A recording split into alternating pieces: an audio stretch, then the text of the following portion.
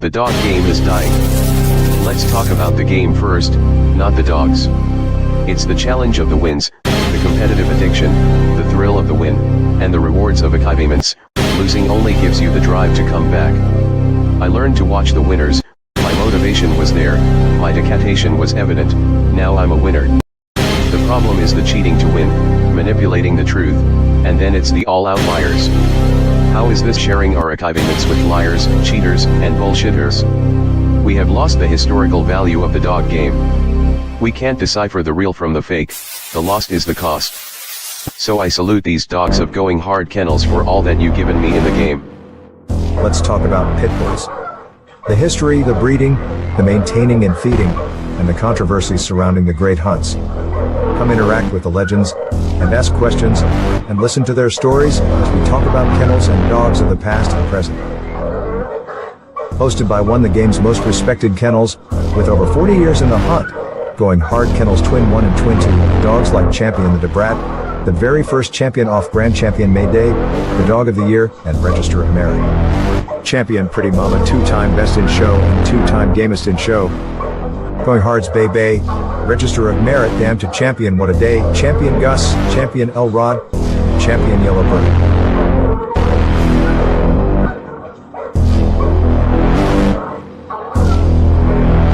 So pull up a seat, and let's talk dogs.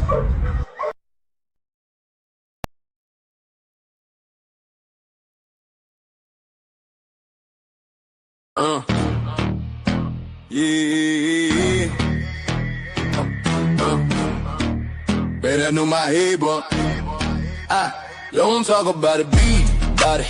That's the code we live in the game with them pit bulls. See the proof and how to get from the pit to the trophies. Every chain, every game. Don't talk about it, be about it, be about it. Don't talk about it, be about it. That's the code we live in the game with them pit bulls. See the proof and how to get from the pit to the trophies. Every chain, every game. Don't talk about it, be about it, be about it. Most wanted kennels in the spotlight, danger alert, come with the name. Super kennels competition, all built for the fame. Work kennels was the work and work, while Cherokee kept the game strong. Evolution built a bloodline, where the heart come from. These dogs ain't hype, they the truth in the pit. Every pedigree stamp, when them paws hit the street. Ain't no fairy tales, this that real y'all grit. Don't talk about it, be about it. That's the pit bull script. Shout the brothers with the backbone thick. Veer brothers, color brothers, Bishop brothers legit. They don't talk about it, they be about it every day. Put the work in and y'all let the results say. Them boys on the rise, yeah the circle stay tight. Plow boys, wall boys, Havana boys in the fight. Different flags, same grind, same fire, same spit. Don't talk about it, be about it. That's the litmus test. Legs in the doom, behind set tone. Locked tight, locked in, carved in stone. Church boys hold it with the pit bull gauge. Fruit colors on man, Sean B in the maze. Arsenal game deal, but your knife stay sharp. Only in America, walk them down, ram in the dark. DSK and metal, high dog, pound by hard. When they hit, praise to the men who rock this shit. Don't talk about it, be about it. Yeah, they live it. Fat boy the legend, Lil Buster, real strong, southern bulldog, keep the bloodline long. Latin force pressure, sniper don't miss. Shaded day, shaded with a killer instinct. Twist, super night power, unit whole rank. Boot camp, click hitting like a Sherman tank. Little fine with the vision. Tennessee dog pound, got their eyes on the pit. All legendary and little shit. Don't talk about it, be about it. Yeah, they built it brick by brick. Talk about it, yeah, they built it brick by brick. Talk about it, yeah, they built it brick by brick. Talk about it, don't talk about it, be about it. Don't talk about it. That's the yard law, from the pups to the legends. Everybody stand tall. Every name on this track got a story that's lit. Don't talk about it, be about it. Every name on this track got a story that's lit. Don't talk about it, be about it. Call this some legendary pit bullshit, pit bullshit, pit bullshit, pit bullshit, pit bullshit, pit bullshit, pit bullshit, pit bullshit, pit bullshit.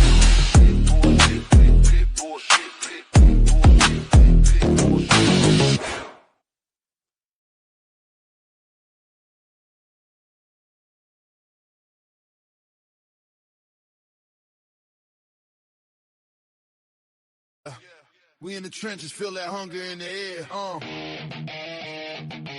Yeah. Welcome to the yard. If you're tough, you can stand. Yeah, yeah. Yeah, welcome to the yard, where the chain spots shine, bloodlines run deep, every pedigree's prime. The game APBT, worldwide pride. You come correct, or stay the hell outside, legacy made. We grind, we hustle, twin bosses, Mo and Mike locked in the scuffle. Yeah, we run the yard, iron fists and grit. When the sun comes up, no, we never gon' quit. Udo and Devo, legends carved in stone. Patrick Bolio made the yard they home. Tanned and yellow, they whisper through the trees. Echoes of greatness, feel that legacy breeze. Going hard, going hard. Yeah, we run this yard, nothing but the best. We don't play it soft, bloodline stack heavy, 52 way so strong in this dog-eat-dog world. We know where we belong, the yard where greatness prevail. Pressure creates knowledge and hard work. It's how history bakes, all on the fucking deal. Pressure creates knowledge and hard work. It's how history bakes. Tails in the dirt, every chain spot turn, lessons learned hard. Like the scars we earn, no shortcuts taken. Champions ain't bought, just blood and sweat. This legacy taught from Mayday to Ace, Buck to G. Every warrior counts, we ain't losing no sleep. Heat like a furnace, knowledge is the key. In the yard we trust, we got the pedigree. Feel the intensity, blaze in the fight. In the shadows of the yard, we rewrite the night. From the ring to the chain, we like kings cut out. Mo and Mike, every victory's what we shout. Going hard, going hard. Yeah, we run this yard, nothing but the best. We don't play it all, bloodline stacked heavy, 52 way so strong in this dog-eat-dog world. We know where we belong, the yard in the dirt. Yeah, knowledge and hard work. It's how history plays, y'all in the dirt. Yeah, knowledge and hard work. It's how history bakes. Yeah, legacy in the dirt. Yeah, feel that fame. The game APBT. Remember the name, so step back. If you can't handle the heat, the yard's going hard. Put the game on repeat. It's Mo and Mike. Kings in this game, going hard. Kennels forever reign the same, nigga. Yeah, we in the trenches, feel that hunger in the air. Yeah. Welcome to the yard. Yeah. It's Mo and Mike in the house. Going hard with the legends. Paying homage, you know. Yo. Twins Mo and Mike, we running this game. Legends in the making, never gonna be the same. Kennels popping hard, these game dogs raised right. The brat, pretty mama, they shining so bright. LeMayday, what a day, they breathe the heat. Red Ruby L-Rod, they can't accept defeat. With 38 special and yellow bird, we top tier. Champions, grand champions, ain't no fear. Run the register of merit, we got the elite. Mayday bug Jeep, yellow Frisco, feel the beat. Females like honey bunching awesome, baby, we tight. Bloodline strong, spreading knowledge, taking flight. Scratch to win, don't talk, be about it. We the real deal, you know it's true, no doubt about it. KPTO, the modern Earl Tudor. Got in the pack, making moves like a tutor. APT, family thick, like legends in the game. Legend of them, Triple M. Shout out the name, Deep South, Roadblock. We upholding tradition. Mama, Southern Kennels, we got that ambition. Hardcore hitters, Stone City brings the fire. The Abrahams, the fam lifting us higher. Run the register of merit, we got the elite. Mayday bug Jeep, yellow Frisco, feel the beat. Females like honey bunches, awesome, baby, we tight. Bloodline strong, spreading knowledge, taking flight. Scratch to win, don't talk, be about it. We the real deal, you know it's true, no doubt about it. Listen up, respect the hustle, respect the grind. Ben, Nate Dogg, putting in work intertwined. Keeping that legendary status alive, you feel? Don't hate on the ride, catch the bus, we keep it real. What's history without a future? We pay the way, captain. We make it happen, that's the play. So here's to the champions, run the race, stand tall. Twins Mo and Mike, we gon' answer the call. Legends in the game, yeah, we holding it down. In the world of game dogs, we wearing the crown. Run the register of merit, we got the elite. Mayday bug Jeep, yellow Frisco, feel the beat. Females like honey bunching awesome, baby, we tight. Bloodline strong, spreading knowledge, taking flight. Scratch to win, don't talk, be about it. We the real deal, you know it's true, no doubt about it.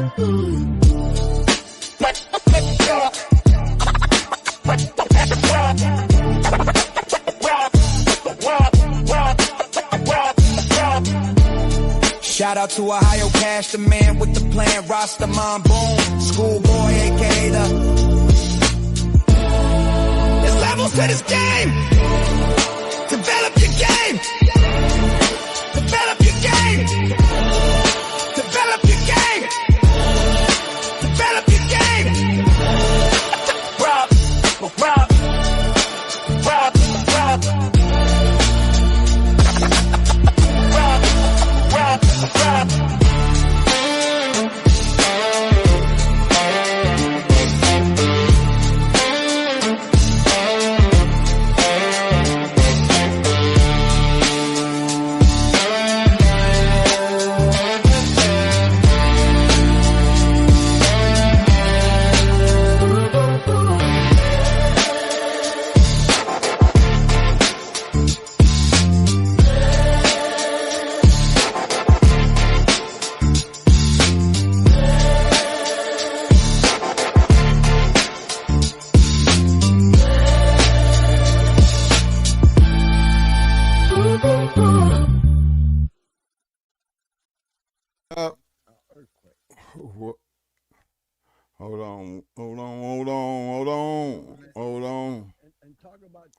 Hold on. Let me see. Where am I at? Where am I at here? Hold on. What up? What up? What's up? Y'all know what time it is. Dang, I'm all over the damn place. What up? Big shout out to all my people out there on the back street. Big shout out to all my people out there in the Shark Tank. Y'all know what time it is. It's Talk Shit Tuesday. Appreciate everybody for showing up. Y'all know what time it is. Don't forget to hit that like button if you haven't already done so. Don't forget to hit that subscribe button if you ain't already done so. Dang. Man, I got some crazy stuff happening right now. I ain't even gonna lie to y'all. I'm hearing talking in my ear. Like, I don't know where it's coming from. But I'm just gonna ride with it. Just for a minute. Just for a minute. Let me get this party started out right quick. First of all, I got to first and foremost represent my man. Okay. Got to start it off with this man right here. My man, Mr. Guy Ghostin, coming and showing that mad love with a 10-piece. What up, fam? Let's see here. Big shout out to my man, Mr. Carlos Lee, coming in, showing them roses, representing early. What up, fam? Dana, what up, fam? I see you. Let me see here. Big shout out to my man, Mr. Paul Johnson. What up, fam?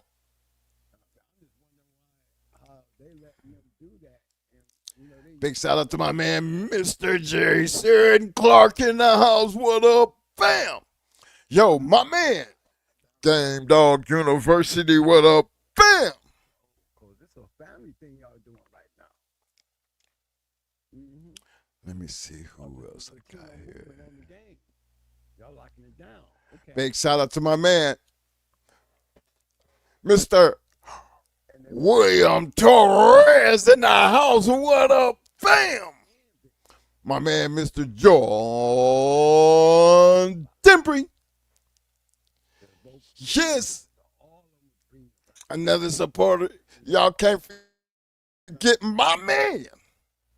Another one of them that can't come in and kicks the door down, showing that man love with a 10-piece.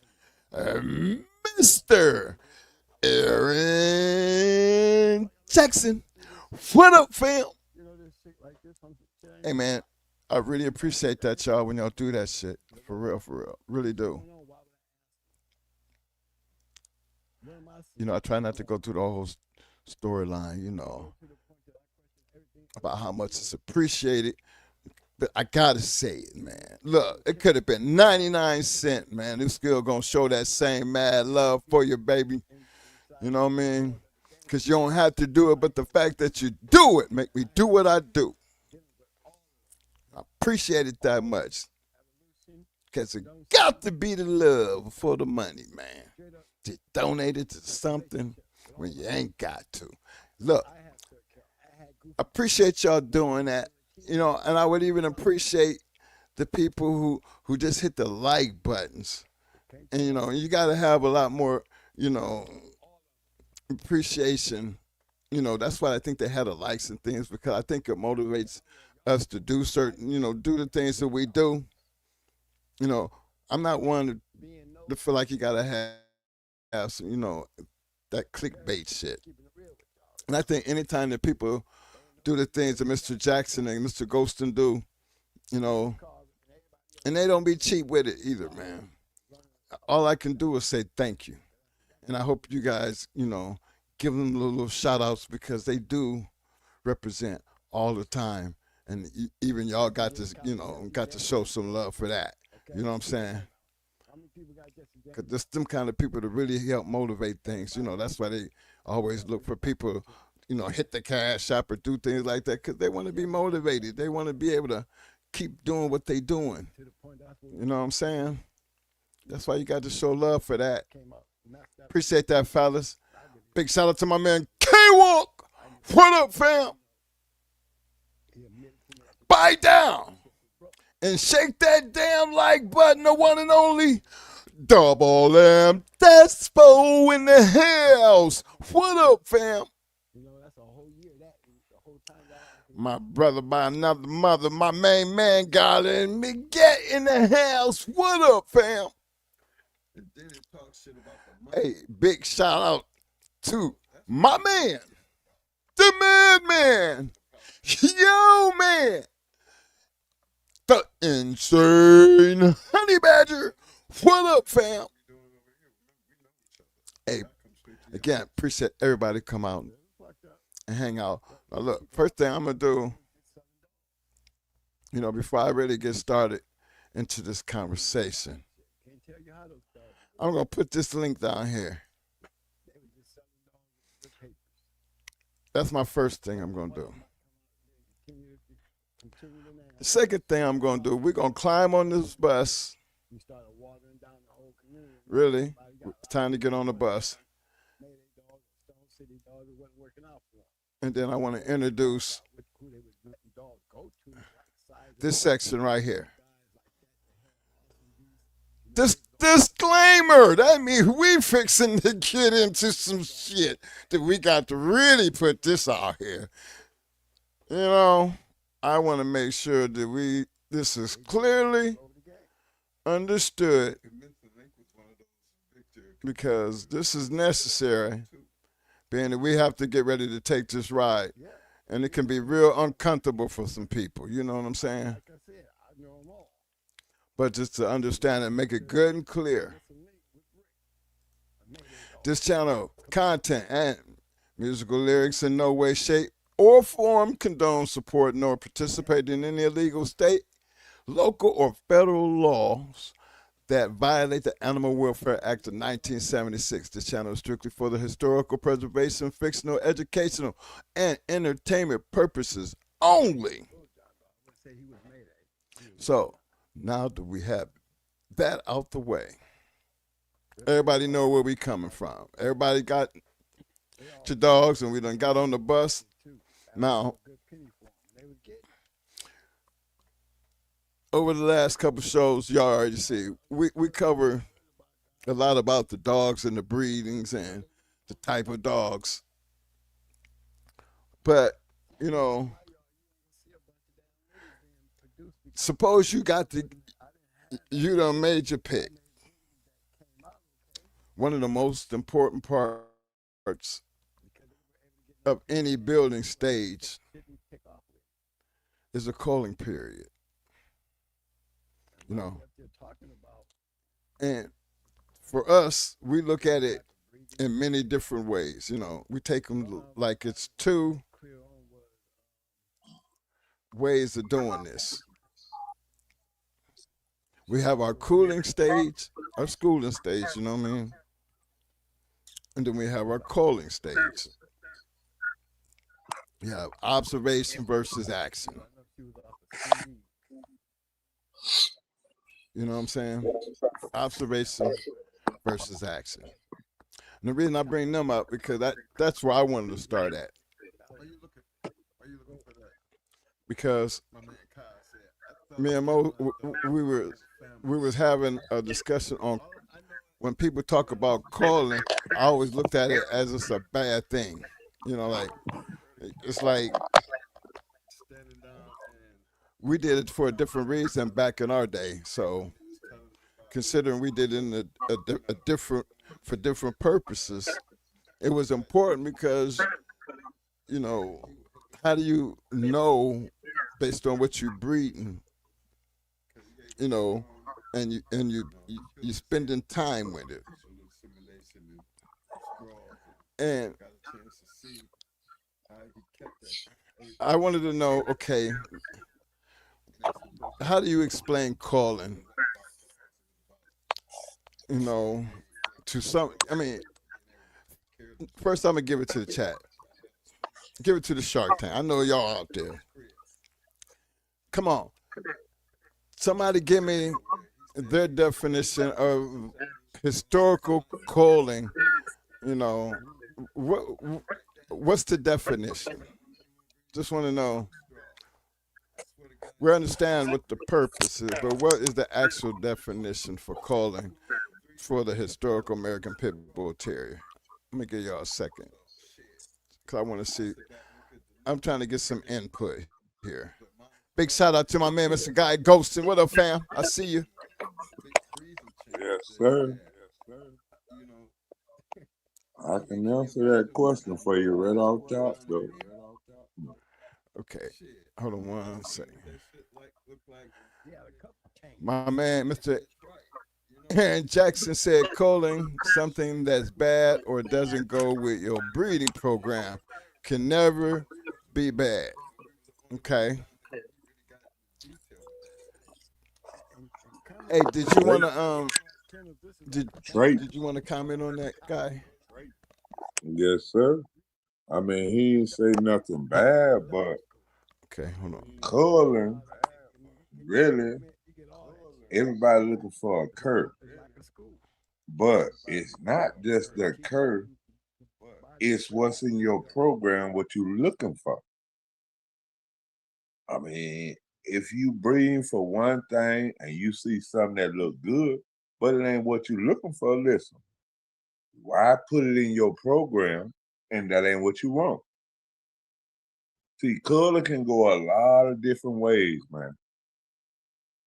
It ain't just about curves or what you're looking for.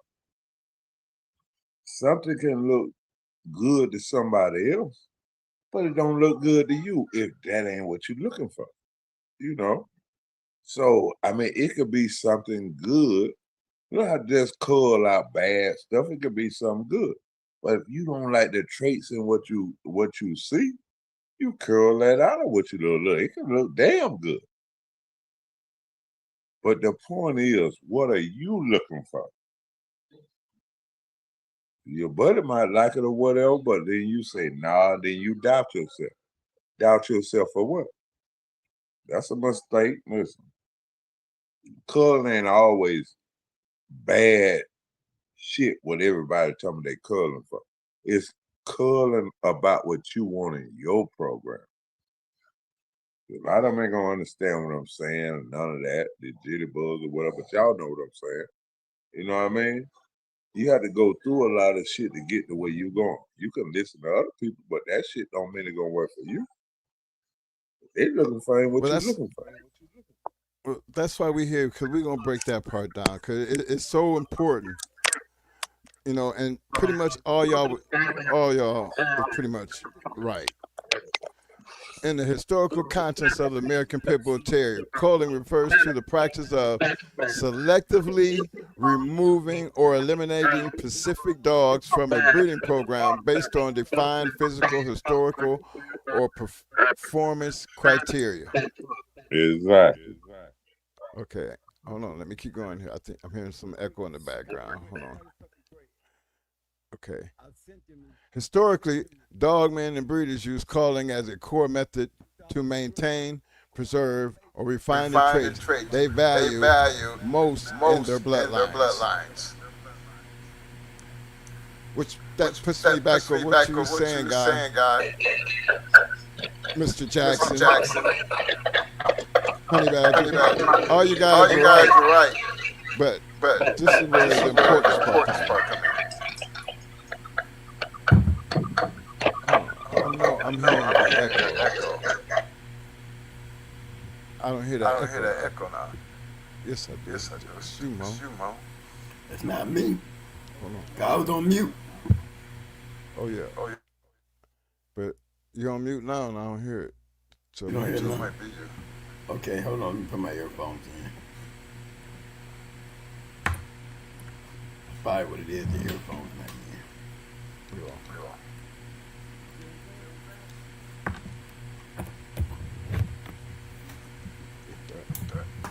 Hey, but yeah, all y'all right. I mean, on that. But coming to that conclusion is a very serious conclusion, ain't it? Right. I'm taking it like behavioral, performance and game testing, health and confirmation. Some of the most major things, because like behavioral, historically breeders place extreme emphasis on removing dogs that displayed aggression toward humans, mainly the man biters, because handlers needed to safely enter a ring, handle and wash unfamiliar dogs without getting bitten. Human aggression dogs were routinely called to ensure stable temperaments around people. Now we know over history we've had our man biters.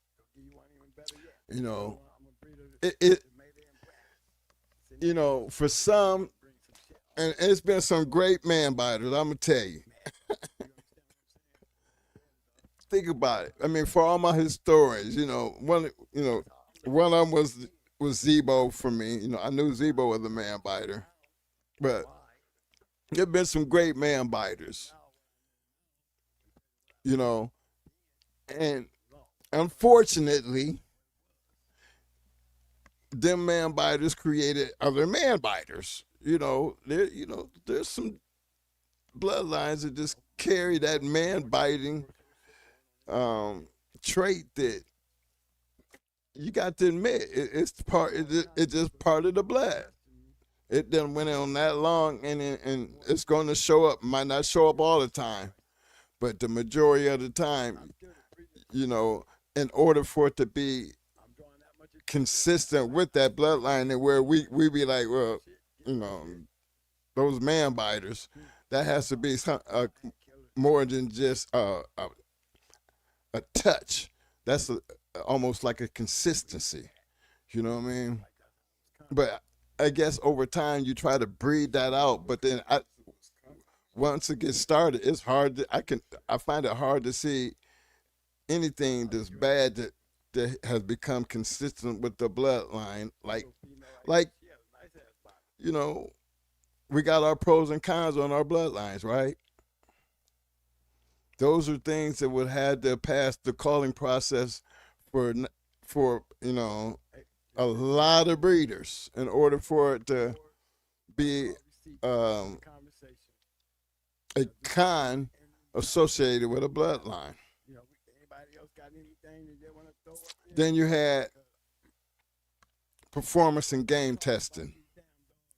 Dogs were evaluated based on their physical performance, stamina, drive, and willingness to continue despite fatigue or injury. Gameness. Animals that lacked physical capability or quit under pressure were called from the breeding pool, so those undesirable traits were not passed on to the future generations. Okay. That makes sense to me. Even still, if everybody could just totally eliminate and know a quitter before it quit, we wouldn't have any quitters. That would basically make every entire pit bull ever created, all of them would with no quitting would be totally just a bunch of game ass dogs. And we all know that was impossible.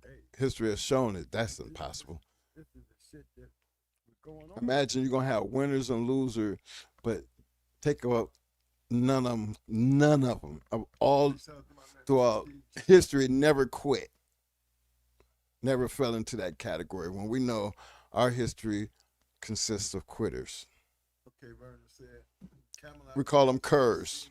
So just understanding that and the importance of just realizing how important the performance in game testing is in the culling process. And can you really, like, well, I put it like this. A dog quit, the first thing they do, you don't, no breeding program for that dog. But 5-time, 6-time winners, they've been bred prior to prior to that, and say they lost number 6, and they quit. I mean, it's hard to sit back and tell me that you would just totally just walk away from a 5-time grand champion, lost a 6-time out, quit. Probably might have, regardless of whatever the situation was, they quit. You think about, it got litters on the ground. Do you forget about them? Do you act like them puppies don't exist because of that the dog quit? See, those are them predicaments that, how do you look at that? How do you eliminate that from something that's already done? You don't. You have to make a decision to go with what you got and hope you get something even close to what he was. 5-time winner. One of the first champions off of Mayday. You know what I mean? Mayday's still around. But that comes with having to be the one to make them choices. But are you passing on that quitting trait? Does one bad time kill a whole bloodline? I don't think so. But there's a reason why we carry them cons along with us. That's not a one-time off. And you have to understand that when you're dealing with these bloodlines. You know what I mean? You have to know what you're dealing with. Don't act like you don't know them cons. You see all them pros, but you better accept them cons right along with them. And you have to be able to recognize that when it show up in your culling process, because don't act like it ain't there. You might not want it to be there, but you have to be able to accept what you see, because that's what you're trying to work for, to make sure it's not there. You know what I'm saying? That's how I feel about it. And then we got health and conformation. Puppies or adult dogs with severe structural flaws, genetic defects, weak constitution, or poor health were removed early to maintain overall vitality, athletic functionality, and structural integrity across the yard. Now we know, we have had some dogs, like, especially, not really black dogs, because we didn't have skin issues with our black dogs. But I've seen people have, certain bloodlines have skin issues, I think we had, Mo had a litter, a dog, and I think they was off of Nico. And the one I had seizures, and it was the worstest thing for me to see a dog suffer with those seizures. And I ended up having to put her down because I couldn't stand to see her going through that. And I had her on the medicine, but she was getting older, and the seizure was like getting more violent on her. You know what I'm saying? And and after she come out of it, it took her a day to recover. Why you calling it a her? Huh? Why you calling it a her? It was a him. Okay. Was it a him? Yeah, it was a him. Well, you know, You had that I dog don't- down there I'm 2 trying years, not and to- that, you calling it a her. but I don't even remember his or her name. I remember I raised her up from a puppy, and I knew It was Buddy's little mate's sister, that brother. as the older he or she got, it was just, it looked it bad for me. You know, it looked it bad for that, and I just couldn't. It was sad, but you know, that's the only dog that I ever had that I heard to see have to be put down. Yeah, he was up in Nico and So, Sassy. Nico was- Jr. and Sassy. It was Nico Jr. and Sassy. Yeah. I remember his name because I love that dog. And you told me, Mike, you was trying to tell me to do it, and I let him just grow up, and it got worse, and it was horrible, and I was like, well, I can't stand it. You got to do something, man. Just that Mike, it's time to put him down. Which leads us to hard calling. Euthanizing an animal that exhibited unacceptable behavior, severe structural faults, or a health defect to ensure it could never reproduce or compromise safety. That's a hard calling. A soft calling is removing a dog from the breeding program without destroying it, such as spading, neutering, pet placement, or selling it strictly as a non-breeding companion. See, that's what they do today. You know, that's that way of doing things today. So, just to give y'all, you know, and I'm gonna tell you, I try to do my research before I dive into these things. So, you know, with AI, it's basically, if you know what to ask it, it'll probably give you a good insight to, you know, to where I don't have to work hard and have to write it down because I agree with what I read. Because if I didn't agree with what I read, I still have the ability to, you know, cut. And I think if you're going to if you're going to have this conversation, it's important that everybody understand and we be on the same page before Mo dive into this, because it's important to understand calling can be a good or bad thing if you understand the purpose of calling and how important it is to any and everything that you do moving forward in preserving the American Pit Bull Terriers.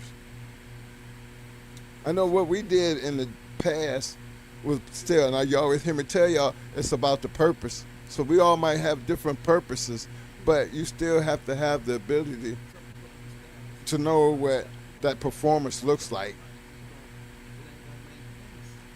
The physical performance, the stamina, the drive, the willingness to continue, you know what I mean? You know, them weight pulls. You see how them dogs be bearing down?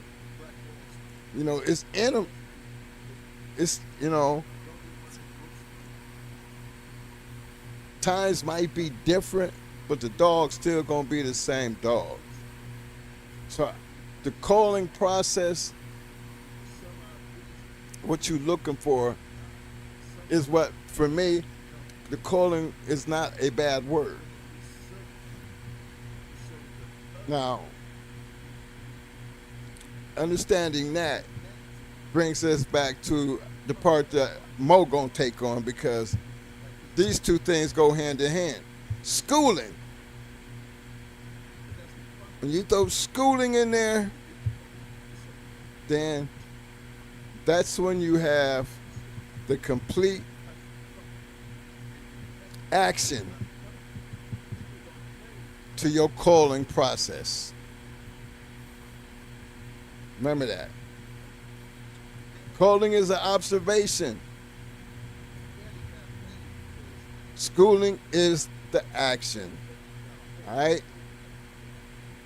Okay, Mo. It's on you now. Because there's your setup. It seems like I'm listening to another show in the background. So you might have an open channel or one of those because it's not the same show. It sounds like a show in the background, but I can hear. I don't know if anybody else can hear, but I can definitely hear it a little bit, but it's there.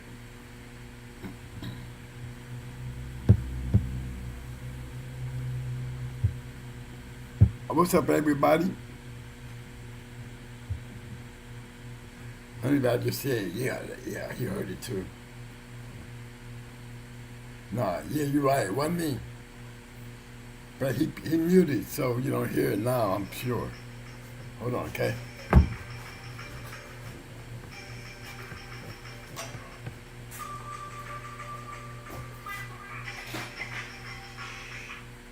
Yeah. No, it went away with muted.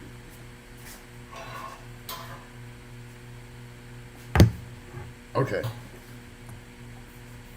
Yep. Okay.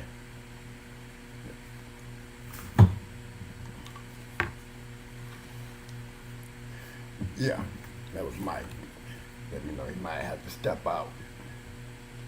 But yeah. Yeah, I got you, Honey Badger. I heard it too.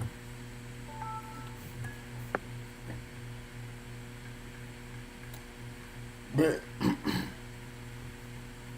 schooling, this is what Garland says, schooling an animal is at yard's discretion. In my view, may not be somebody else's view. Hargrove was my mentor, but I didn't have the same view on schooling. Well, give me some insight on your view of schooling. And in particular, the relationship, because schooling starts off in many different ways. When to school and who to school. That's the thing. Because you can get a whole lot of bad traits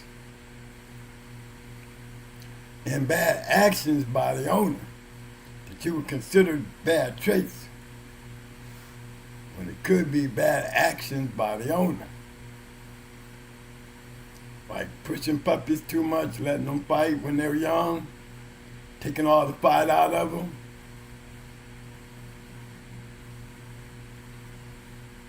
That's not a bad trait.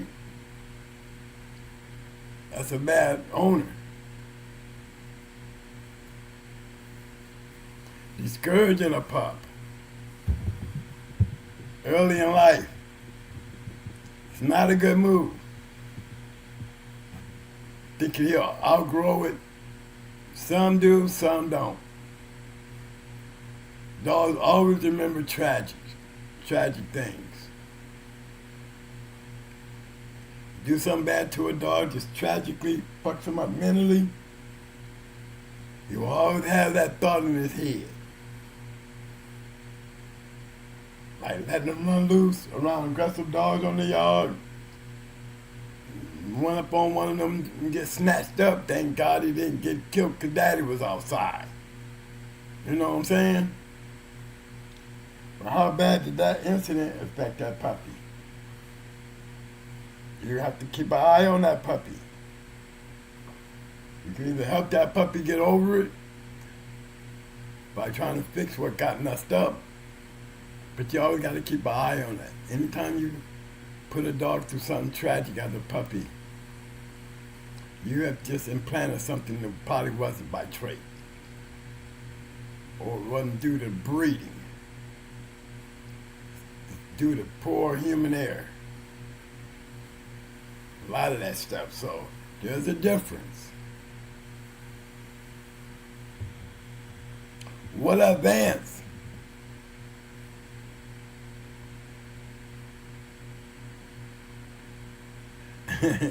he said that's why We didn't breed dogs until the career was over.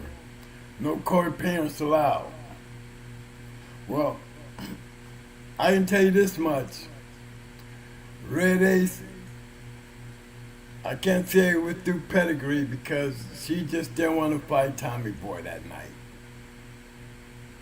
But look at the dogs that she produced. And to be honest, we couldn't tell you a brat or a little Mayday was ever really game dogs because they were killers and there was nobody there to push their limits. You know, I never could see what I saw in Red Ace in them two. And again, was that in the traits or was that in the fact that the way we handled her in that trip? Because prior to that, I wasn't going to Puerto Rico to go into a 4-time winner with a dog I had doubts about. So a lot of that has to do with human and human error and not paying attention. Can't blame all that shit on traits. Y'all catching my point? Because that same dog in Puerto Rico left a whole line of killers in genetics. Genetically speaking.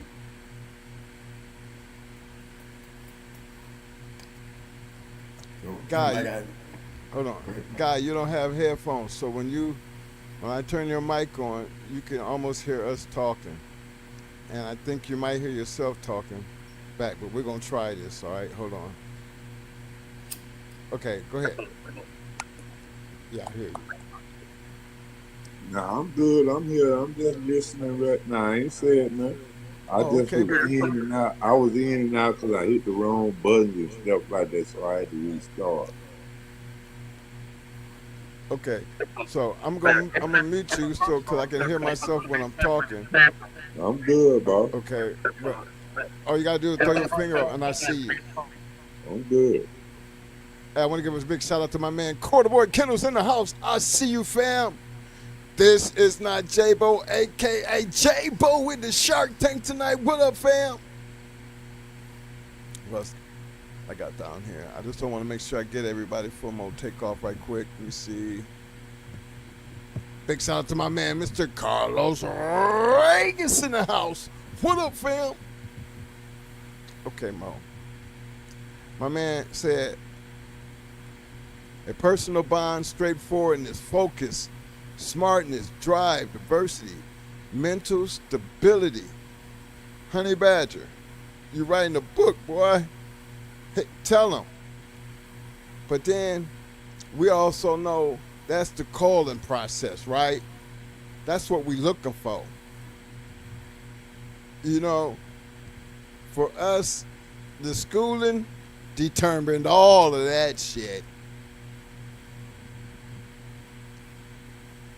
And it's the schooling part that you got to be fair about to get that personal bond, straightforwardness, focus, smartness, drive, diversity, and the mental stability, man. And you got to drive that home. Because if you're doing anything short of that, don't blame the dog, don't blame the bloodline, blame your damn self.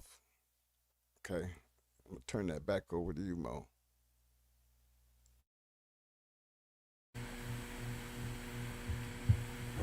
You're on a good track. The schooling plays a big part, literally, but it's the observation of calling starts early in their life, whether y'all get it or not. It plays a big part from the time they're young. Young dogs, what you nurture them. You know, I always say, even when I'm training my dogs, they all have one thing in common. It's just my Malinois fight people, and my pit bulls used to fight each other. You know, they had a different job, but it persisted of violence, and they had to be good at it. But even when it comes to them, I never let them lose. I never let my puppies lose, and I never let in either breeding, whether it was guard training or raising some good dogs. You know, that's one of the main things that you have to be careful of when we talk about calling young dogs. You can call a litter. You know what I mean? Unworthy, physical, attributes aren't up to par. You have to look out for all those things. And you're going to be doing a lot of calling before you ever get to the schooling. Because you want to be able to school the right ones. Usually when you get to that point of schooling, they at the right age, the right time, you see the right attitude, they're mentally fit and stable physically, and all that. Now you want to see their ability.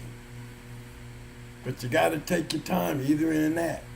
Because even in the schooling stage, the calling is continuously there. And every movement and every action that you take with those dogs. Certain traits that I like. I prefer regardless of what you put on me, I'm smashing it. And the harder you make that, give me more reason to believe that I got a killer. You have many of those out there coming in the game. A lot of those dogs are very hard to call because, you can wipe out somebody's yard, literally, if the dogs aren't up to the level that some of these dogs were. You might have a dog that, for that area, couldn't nobody see him. Make him look like he Jeep or one of them great ones because he was on another level. And nobody could ever seem to, put it to the test. But are you getting 100% calling in what you see is what you go with. You might have to find out in that wonderful world that, at what point could he come in there and do it when it counted? Or finally ran into that wall, where you actually got a chance to see something that you didn't want to see. But for some odd reason, you worked hard to try to figure out if it was there. Many of these great dogs that are it's in the line of some of these dogs where they were good dogs, they just didn't have the level of great dogs. So there's a lot of famous good dogs out there that won a lot of matches. And then there was a few of them that ran into a great dog and lost.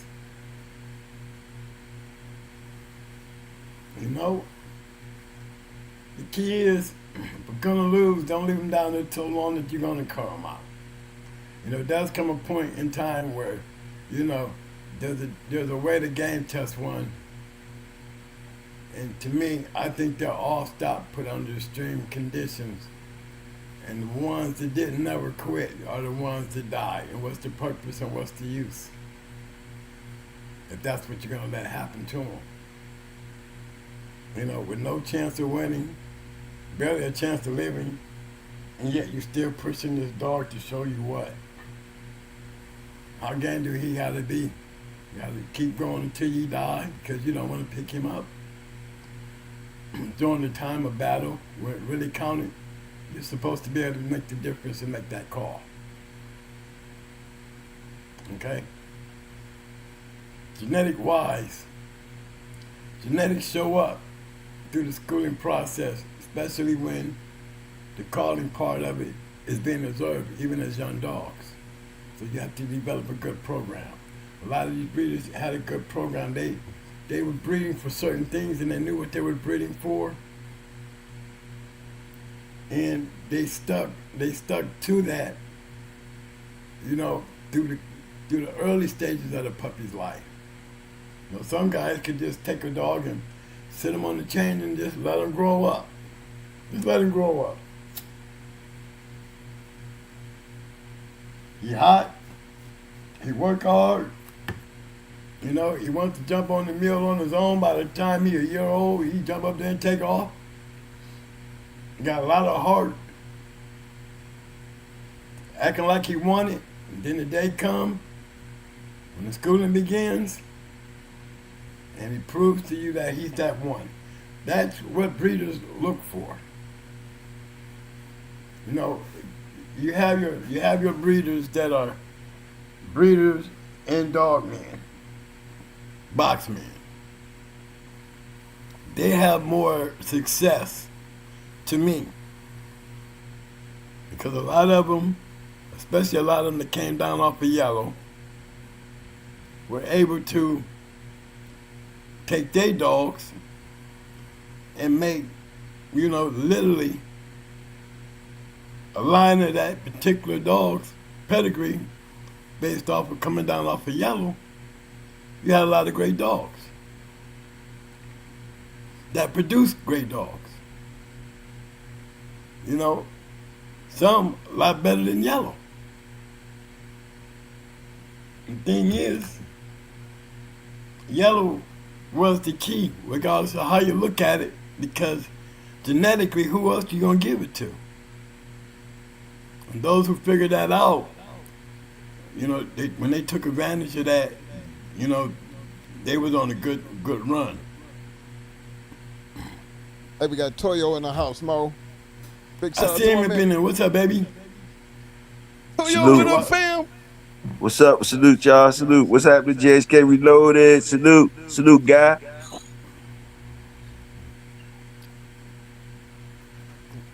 Can y'all hear me? Toyo? Yes, sir. Yes, sir. What y'all was talking about, the culling? Yeah, culling and the I importance agree of with it. I agree with y'all, what most of y'all was saying, what everybody was saying. I think it's subject to each yard. Cause somebody could call for when you culling something, really that means you ain't breeding it. To me, on my yard, when it's getting cold, that just means that I ain't breeding it. I still might could find another job for it though, or it still could be a good dog that's a performing dog, but he might not get bred. He might get called for structure. He might get called for structure or something like that. But to me, it just means you ain't breeding it. That's all I would say on that. Okay, so when you're calling, at what point does your schooling begin, no, Toyo? Because calling is an observation thing. We look for things. We're looking for those traits. We're looking at their attitudes, their aggression. But for the schooling process becomes the action, right? You don't get to the breeding part, do you? Yeah, the culling is after the schooling, right? Actually, it generally starts before, because you want to be calling your dog, you know, when they're real young, because you're preparing them. You know, you're getting a chance to look for the things that you bred for, basically. You know what I'm saying? Oh, okay. It's I got something you. that you take in, and you're observing what you're doing. The schooling is the action. Now you get a chance to put everything that you've seen to the test. Does he have the ability? Does he have the gameness? Does he have the intelligence? You know, you call thinking that, but in the schooling, that's where the action, you get the chance to see it. You know, see it for yourself. Remember, calling is our version of what we're looking for. The action is, do we see what we're looking for? Now that we're at this point. And then even in the schooling process, we try our best to make it still a learning experience. Like the calling part for us never really stopped, because we're taking advantage of what we see as far as athletic. Now we're schooling you, but we got to school you slowly because we're trying to introduce you to something, and in order to learn anything, you got to first let them learn, find out for themselves. This is where the smartness comes from. You know, you don't want to always keep putting them on a head, dog. You know, you don't want to keep putting them on a leg, dog. You want to give them a variety of things, but you're not pressing that time. Our schooling process, you get a look, but it don't take a lot of time. You don't want to rush it. You want to do, I mean, schooling is for a purpose. You know what I mean? But the calling part of that purpose never stops because you know all of this going in. That's why you're doing it in them stages. Right. You know what I mean? And understanding the difference between the two. Because either one, you can mess a dog up. Yes, sir. So, go ahead, Mom. My bucks. We got OG trying to get in. Hold You got the flow, baby. Hold on, I got Jocko. He in the back. Jocko, hit you. Yeah, there you go. What up, Jocko? Yo, how y'all doing tonight? Yes, sir. Pretty good, sir. How about yourself? Doing all right, man. I'm glad to see you come up, man, because, you know, most of the time people don't come up. But when you come up, I'm pretty sure you got something on your mind. I love to entertain us with you, how you feel about tonight's conversation, fam. I was going in and out, but what y'all talking about, the calling process and schooling? No, I mean, because we both, I mean, we think it's two different processes. You know, for us, the calling is always the first thing. Okay, right? okay. Yeah, that's going to be before. Well, because I heard Toyo ask if it was before or after or something. Yeah, my answer to him was it's before, because we start calling as puppies. No, my aspect was I personally on my yard I would call after school. That's what I was saying. Okay. Well, yeah. Let me answer that. I say it would be both, because it's certain stuff you can tell from when they're younger. I say before 8 months that you don't want to add in your program. It's certain little things, but a lot of it you probably not gonna see to 15 to 24 months, depending on the dog. Like a cold dog. Yeah, yeah. All right, you gonna know that dog is cold before you even start schooling. You know, so That's a trait right there. That's a desired trait that you want out of your male. You know what I mean? See, I don't want it in my male. I really don't want it in my female. Right. Shit, the puppy's got to sit in the female. I really don't want it in her. Well, it's a calling though. You know what I'm saying? See, I mean, but what you want before you do the schooling, you know, it's the same thing. You know, anything so I that you don't understand what want in your trait, you call it. You're calling it, and you know, you're taking those undesirable things that you don't want in your line. You're eliminating. So that being coded, you have to make the decision: do you trust the line, or do you trust, you know, the fact that you ain't gonna school nothing that ain't going. Right. That's why I wanted to try to see if I was getting it clear. So you guys saying that you would actually filter your dogs on who you schooling. You ain't even gonna waste your time schooling some of them. That's what you say. Right. Exactly. Yeah. Okay. I got you. You know, they got bad because back you got to ends, think. skinny back ends, or you know they got little deformities or things like that. You know that you don't want to move forward. You know, because you don't want that shit popping up in your dogs. You know, it might everything might be right with him, but it's not something that you want to carry on. I understand where y'all coming from with that. I understand that. So calling plays a big part in the beginning, and like I was saying earlier, calling plays such a big part that a dog that was young and hot, and every time you turned around, he was bumping into something. Every time you bump into something, you're taking something out of them. The younger they are, the more you're taking. You know? So during that period, you're calling the dog because you're impressed with what you see until you reach that limit where you did it too much.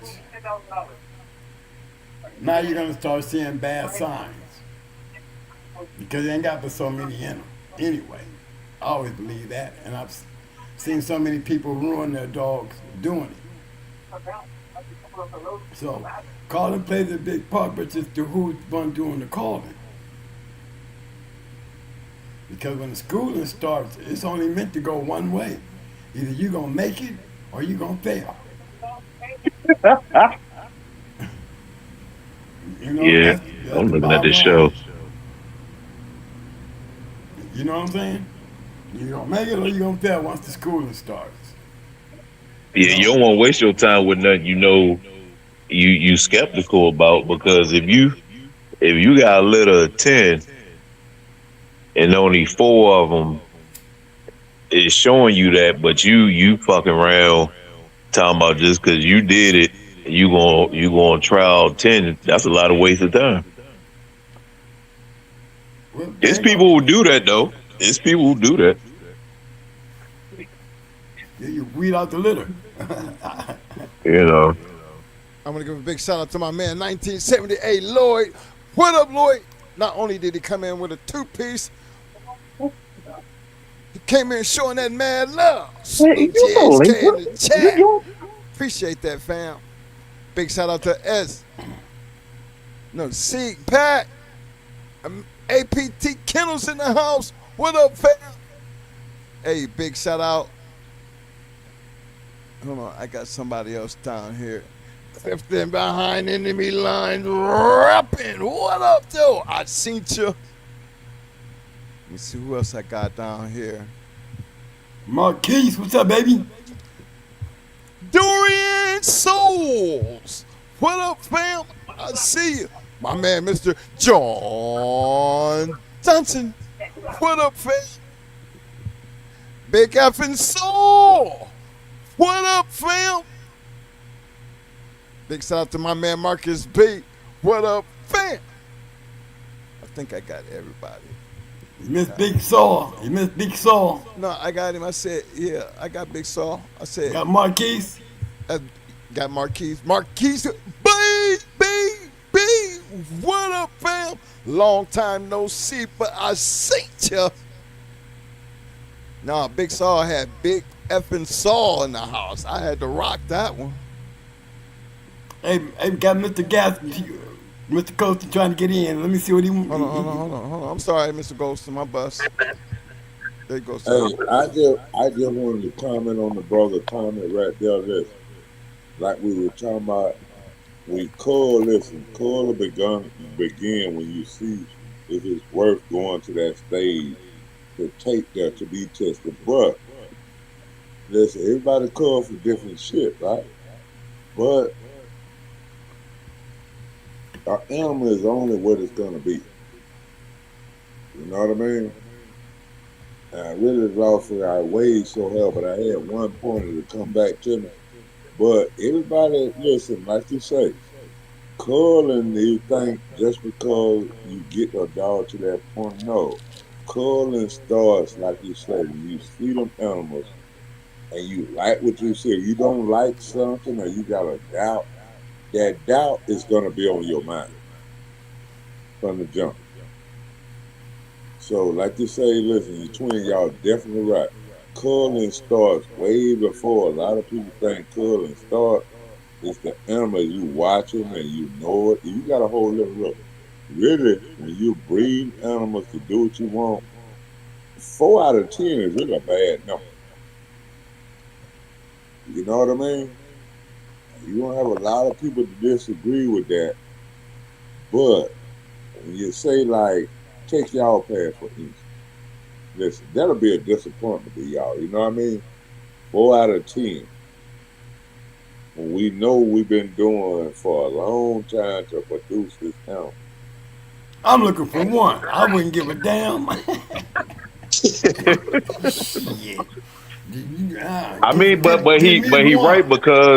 because remember the other day when we was on, I said something about the people percentages. A lot of people saying that they produce in high percentage litters, but you know, most of these, as far as this breed, the average litter is 6 to 10, depending on how inbred all that. But the average litter is 6 to 10. So you know, that's why I use the analogy 4 out of 10 because that's depending on a lot of things, but that's mainly what the percentages be. Yeah, but you look at it. We already know from last show how that registered mare looks on females. Yeah. Okay, and so that's a fact. The percentages is low. You're lucky if you can get one. To be honest, you you know what I'm shit, saying? you lucky to get one. That's right. You're lucky to get one. Lord help you if you can get 2 or 3. You got something. Because it's not that easy. It really is not that easy. History has shown us that. Remember we just did a show with all them registered mares. And look at all them damn matches, y'all, and look what we had. Look at them numbers of them registered mares. Let alone, let's talk about the males, 76. Out of all the damn dogs out there, 76. And damn near 36 of them males were champions. That's a lot of males out of 76. Yeah. If you think between just the US and Mexico alone, well, I wouldn't Mexico too close. I'll say between the US, Mexico, and Russia. Those 3 combined alone, you would think the list would be a little longer. But that tells you how hard it is. Because they got to get out there and win. The calling never stops.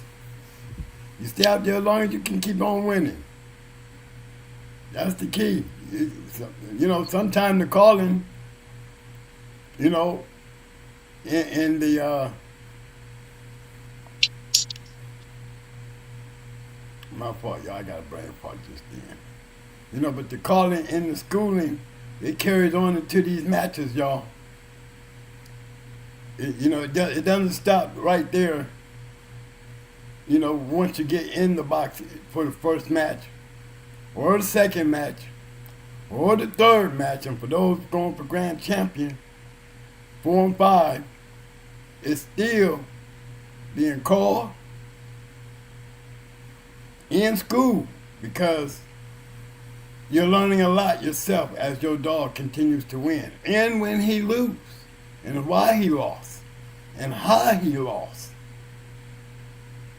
Things you didn't pick up in the schooling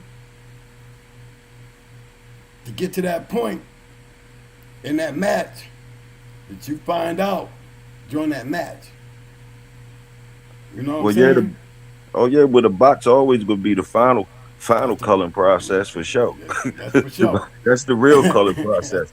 That's the real culling process right there. Yes, sir. Say it again, Toyo. Shit, say it again. Shit, that's where the story's told. This is where you find out if your schooler was on point. Because you might get surprised. Oh, shit. Yeah. Your culling process is separate than the box culling process. Your shit is your shit. The box is the real shit. I mean, historically speaking. Yes, it is. Everything else is prep time. Preparation, understanding, knowing what you got and how to bring it. And to Johnny Rocket, you want me to give a little bit on my inside of schooling? Okay. First thing, my calling. What do I want to go to the box with? What do I feel comfortable about going to the box with? Okay?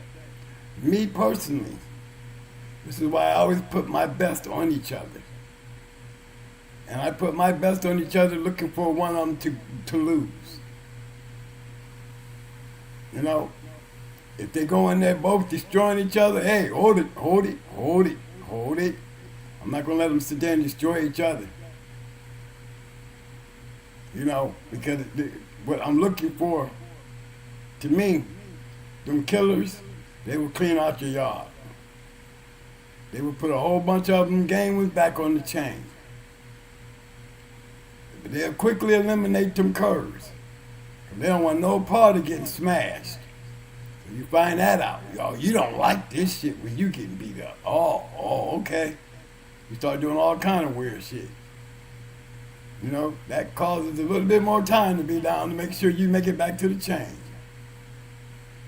But it's a process. So when I get out there on the circuit, you know, these aren't going to be surprises.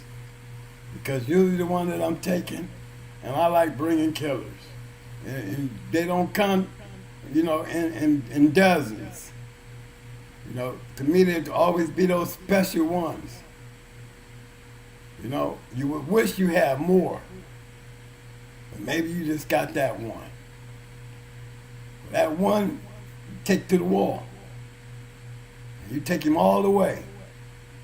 Because in many of these times, you know, a lot of those dogs that didn't make it and the brothers out there doing his thing, and the ones, you know, that didn't make it, you know, for whatever reason, maybe he was game, had ability, couldn't bite through a bag. Or maybe he was just game and just dumb. Okay? These are still bad traits. Okay, but is they bad enough to not to breed? If he got a legitimate brother, just kill his shit. So many times we see people out here breeding their dogs to the brother. Brother ain't matching shit. It's just because his brother was a killer. You see, and what do y'all think about that? Because it happens. They say the blood is there. Yeah, you hear that a lot. The blood is there. Well, sometimes you can't deny it. Sometimes it's true. You know, because we've seen that throughout history. I mean, I was just about to say that. There's so many stories. Find out it was the brother that bred it or the damn grandfather or somebody.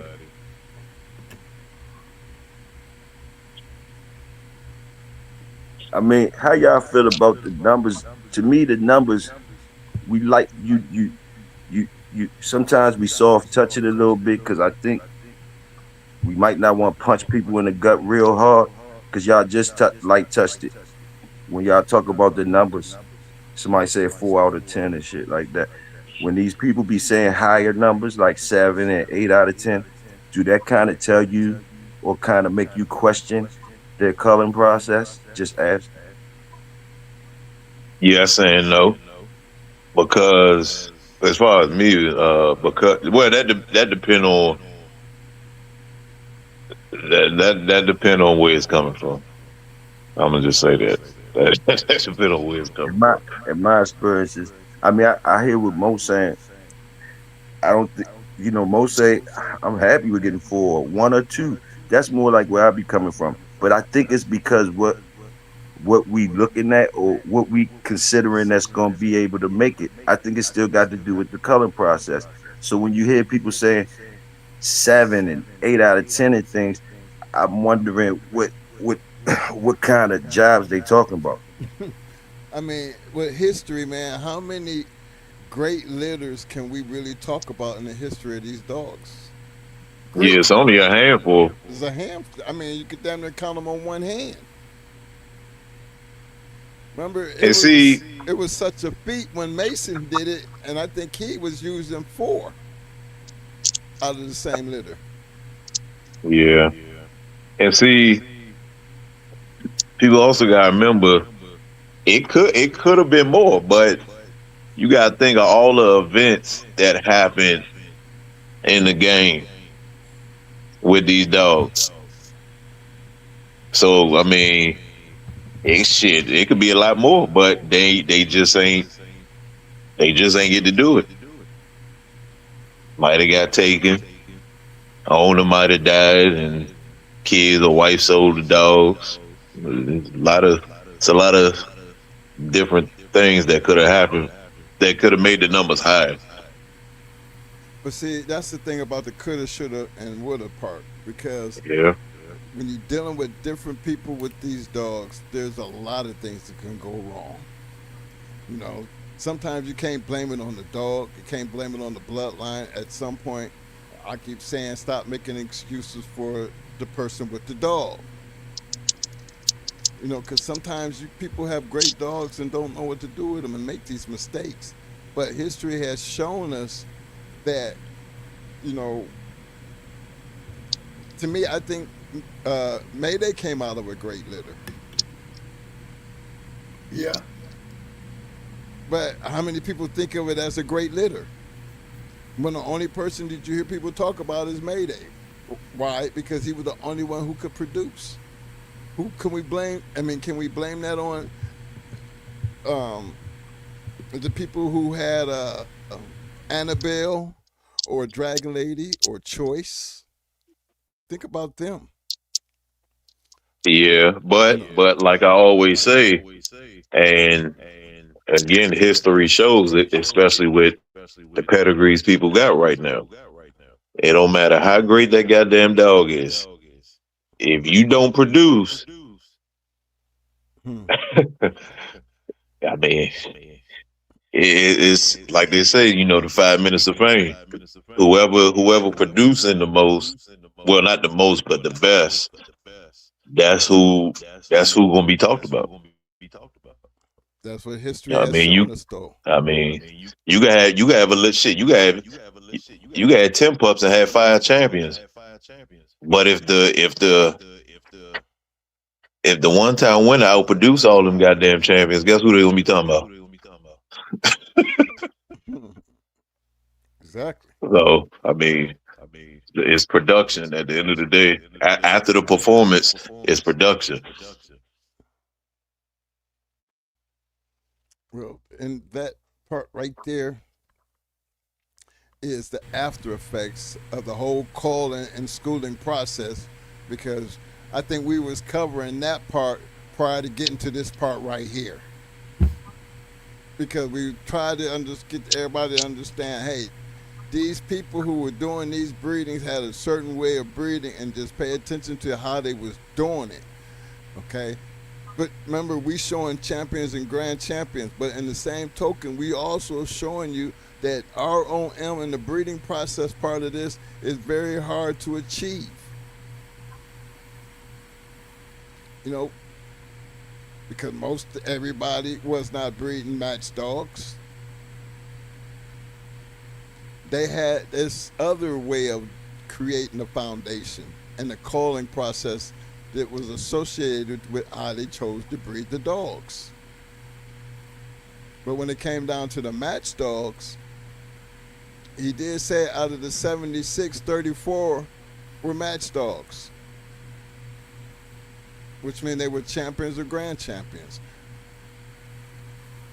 That's half of 78, 76. I think it's 76, 78. Either way,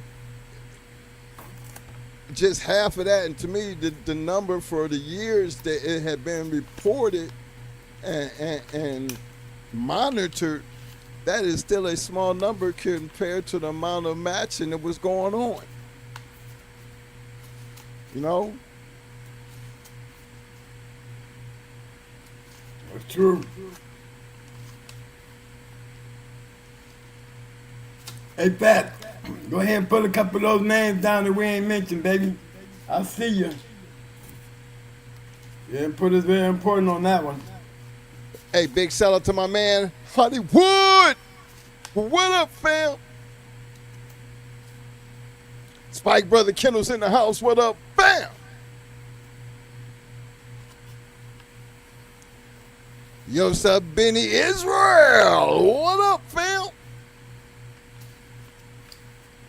Pat's in the house. What up? Bam!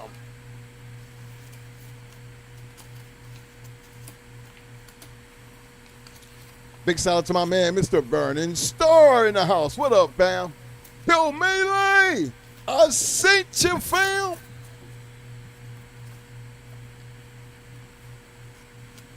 Okay.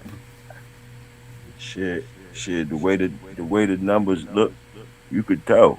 You could look at Carver. You could look at all the dudes, the famous dudes or whatever. Y'all correct me if I'm wrong, but are they rolling in the 50%, 60% range in their litters that's making the cut? I don't know. Y'all call me. To me, I think it's a 2%. I think it's a 2%. Can you say that a little louder, please, Mo, so the people can hear you? Because I don't think they hear you. I said, I think it's 2%. Toyo know damn well they heard you. He wanted to make sure they hear you loud and clear, goddammit. Mo said 2%. Well, I mean, if you look at it, Joe, let's take the top 5 dogs. The top 5 dogs. Okay, we can even throw this Honey Bunch and Awesome Baby up in there. If you literally look at the pedigrees of these dogs and the breedings that they made, okay, all those dogs, and this is what you get. Man, they was bred a lot. But out of all those dogs, all those breedings, 20 champions, would y'all call that good? Knowing it's literally a 2% ratio between all them puppies and then those dogs that were able to become champions or grand champions. Not a lot of them. Still a draw of the deck. And another thing to make a point on when it comes to that, did you notice in a lot of these great dogs, they were actually coming from great kennels? I mean, even those kennels that got a hold of a line and ran that line, and then they came up running off that line, like we did with the Mayday dogs. Okay. Yeah. Sometimes they just stay in dreamland. I doubt if you had asked everybody shoot out a number, I doubt if somebody would have said 2%. But these guys that you talking about that bred those good dogs or whatever, I guess the dogs getting better now because these guys talking about higher percentages now. Boy, I tell you, they saying they getting 70, 80, 90. I say salute. Hey, I would say salute too, but you're lying. That's what I would say. I would say the same thing. Pull up the pedigree. Let's go to the lab. Go pull them up. You see a whole bunch of dogs there, but we still going down the aisle trying to find them 1 or 2 or 3 because you ain't on the registered mail list.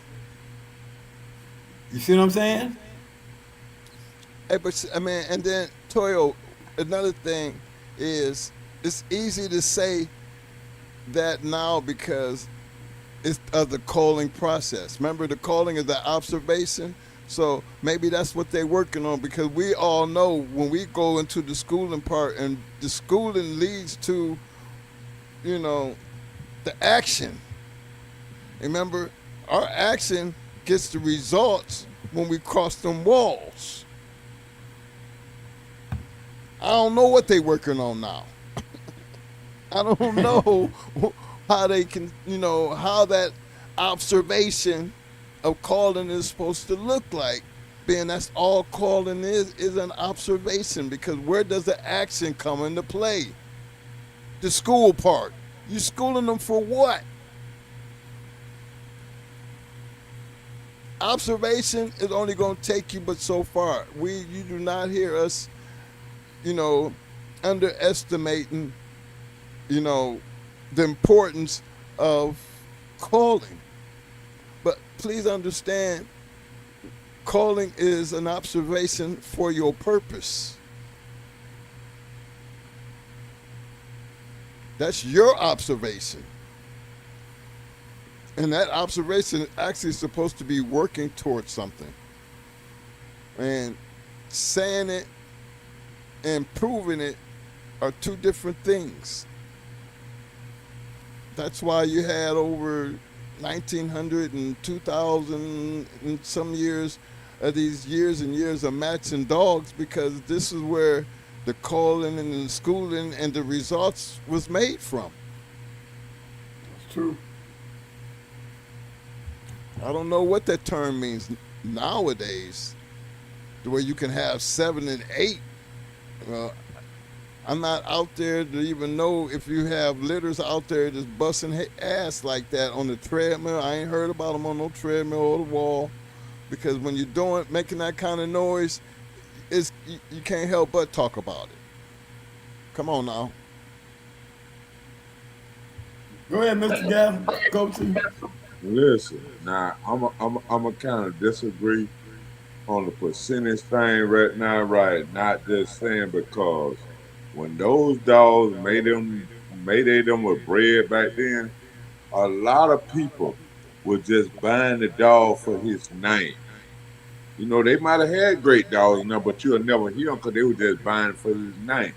So the percentage thing, it's kind of thrown up in there because maybe they produce a lot of dogs.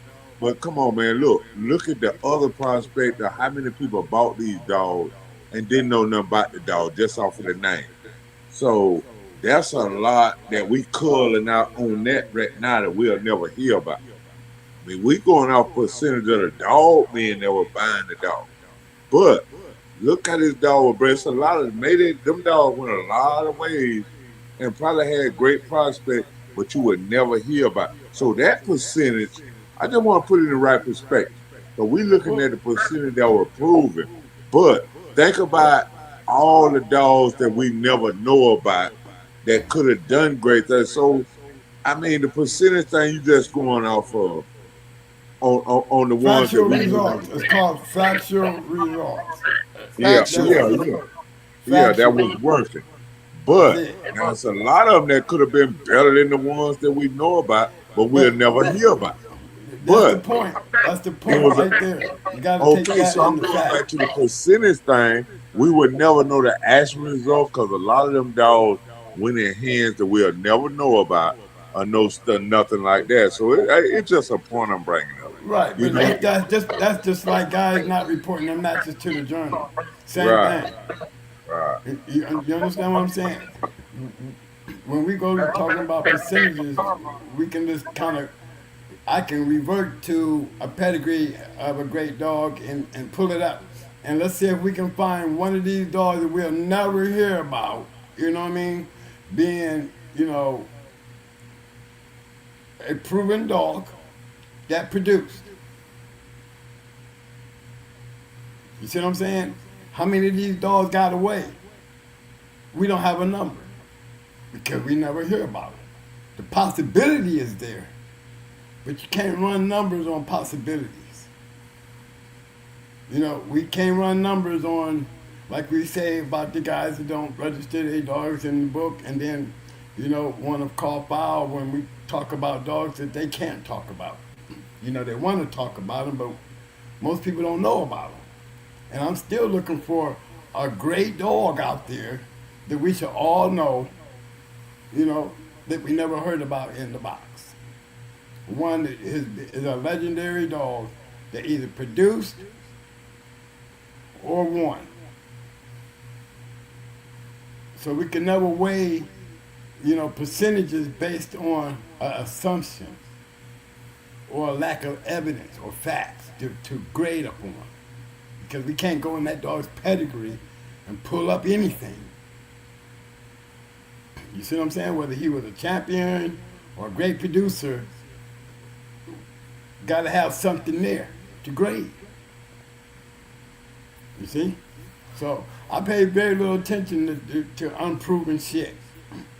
I try to stay to the facts of where we can point out to see for a fact. The better you can see for a fact, it gives you more of a tool to really catch on to what's truly being said. We can't keep on discussing about things that we can't look and see. We can assume, but that's all it is, an assumption.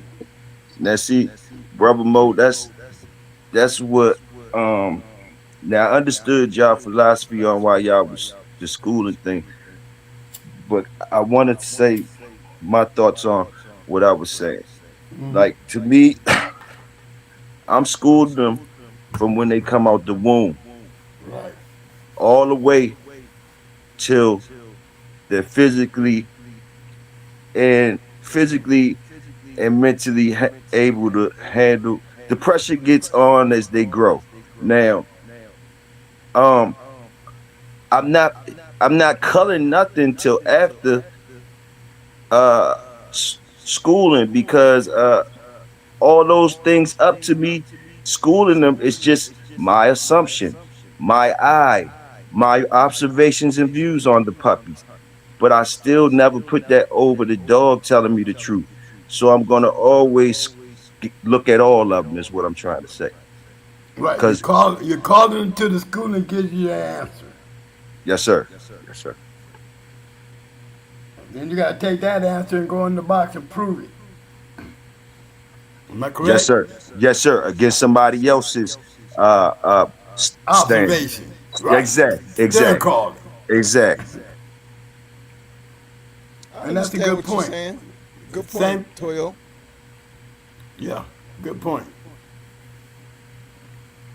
Because the schooling in that box, boy, it can be I mean, when you're glad when you can just get to that point in time to show and go. Yes, sir. You get to You see know. somebody else's, put your thoughts and stuff against somebody else's, but the numbers start falling down, which you can take out there. But historically speaking, you know how them boys do at the top shelf. Some of them had to pay for their schooling. You know what I mean? Yeah. They going right up in there and get schooled. For, I remember something to be twin. I got one. I got one. I'm telling you, man, I got one. I just looked at it, ready.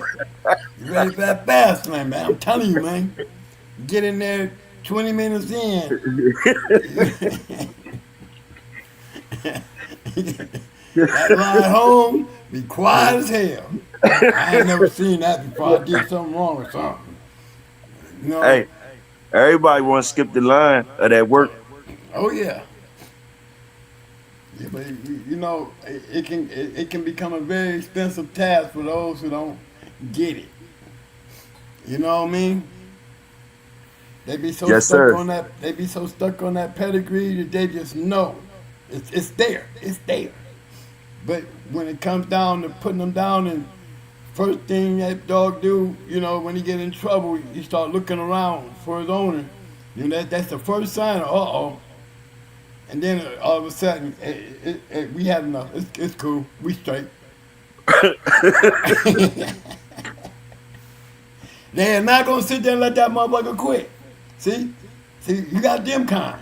And to me, I would feel like in time, being that this thing is so tied up, if I was taking an observation, if somebody was to say, well, what would you think, you know, not knowing the numbers or anything, your perception of is a difference between now and then? My thing would be something I noticed when I was going out the door, that I noticed a lot of guys was picking their shit up when we was rolling against them because they didn't want to see their dog quit on us. I understand. You see what I'm saying? So I always felt like, you know, now they can take that piece of shit home, you know what I'm saying, and better never bring him back out because he gonna lose. And they'll take him home and they'll ride on that fact that they saw that night and try to forget it and just breathe off the papers. Right. I see. I mean, you know, back in the day, you know, people avoid when you go into school. Some people pick and choose their school. They avoid the rough schools. Oh yeah. They- Yeah. Or he get down there, stay down there too long. Okay, that's enough. Well, he turned 3 times, bro. Leave him down there another 10 minutes. He might give you something you don't want to take home. you Don't ain't go lying. saving his ass now. You see what I see. He can ready to quit. Niggas can have a yard full of rough ass Curve Frisco dogs, but them top tier motherfuckers be dodging the schooling process with no, the schooling process with them. Don't want to go to school with them knuckleheads. Boom, boom. And they know they rough ass curves. Yeah, all you hear them say, man, I don't want to go through that. I want to go through that type of thing. But I never understood if you saying that, how you really trying to find the truth out. Truth. Like, who you playing with, man? Lay that dog down there, man. What you doing? And, hey, Toyo. Now you know he was doing some funny shit now. Toyo, run right. Toyo, turn right around and sell puppies for $2,500. Oh yeah, because they all be out of the same dogs and stuff that y'all be talking about. At a certain point, all the dogs be looking like that. I mean, the papers look good at certain points. That don't mean shit. When you get up there when all of them look like that, then you know that shit don't mean shit. Everybody could pull out a full house of cards. Niggas be playing spades with the pedigree papers. That's what they do. That's the game. They at the card table trying to beat you with the pedigree, playing spades with that shit. That's true though. That's a good analogy. Well, that deck always been stacked though, cause you bring in your own deck. You know what I'm saying? That shit only lasts when you start bringing other players into it. Then people be mad because you sold them a bad hand. Man, you said his hand was loaded. Let that shit home, motherfucker. All deuces. Hey man, did we forget about Mr. Ghosty, man? Cause I know I was trying to get him in. No, I'm gonna tell you the problem is when I try to leave the mic open, you can hear the show because he don't have headphones. I think he's listening to it from his speakers. Okay. And that's why the echo keeps coming. And I don't want to make it hard to hear him. That's why when he's not saying anything, I had to put him on mute because he's not saying anything, but yet you can hear the whole show going on. That's all. Okay. Well, as long as he understands, we ain't trying to shut him out. Hey, Hey, hit this one right here, man. My man Yosef, man. Did you see his question? Go ahead and throw it up. I'm sorry. Oh, you just took it down. Wait a minute. We'll put it back up. I'm sorry. I gotta go find it. I missed it. What was it? Oh, he said one of the dogs, don't nobody really give much props to. Here we go, right here. I think this is it. My favorite dog that doesn't get his just due is Tudor Centipede, a.k.a. Ferguson Centipede, hands down. Let's argue. I ain't got nothing to argue about that. For that time, nah. No, because genetic-wise, he shows up in too many great dogs. He's a pinnacle piece in the Red Boy dogs. You know, I mean, when we talk about Red Boy in the genetic way of that line of dogs throughout history and time has definitely prevailed throughout history. And if it's Red Boy, we're going to have Centipede in there. So it's not, there's other dogs that, if we were to take the pedigree and break it down, I would be using Centipede like I do Stabber. It's because he is part of that classic part of Red Boy. I'll be popping up in him every time I see a Red Boy dog. I'm running back to Ferguson's Centipede. And a couple good line of dogs. But primarily the Red Boy line. The Kobe line. What's crazy, if I'm not mistaken, you could go back behind Zebo and you'll get to Centipede too. Oh yeah. And like my man said, you go back in Honey Bunch and you'll find them in there. Yep.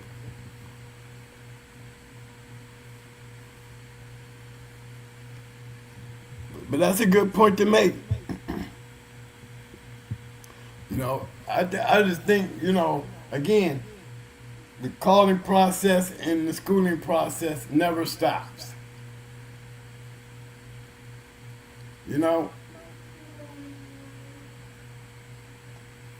A lot of that comes from the owner. Like they say, the breeder.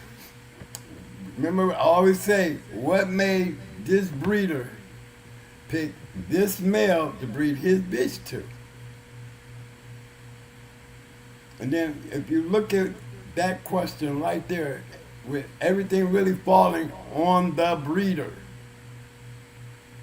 just think about it with some of these breedings that these guys are making, that was producing, breeding to the right male. Don't even know who these dudes is, but because they bred to the right male, you know, they will go down in history because they are the ones that produced that dog, or the right female. You know, here he is breeding to this dog, and now he's getting champions off his dog. So he made a good choice in his production. You know, did he call his bitch? Or was he calling that male from standing on the outside? He's standing up observing from the outside the dog he wants to breed to. He's calling that dog before he breed to it. If that dog is winning, he's riding that like it's a schooling for him, making him more, you know, wanting to breed to that dog. What is he bringing to the table? His bitch.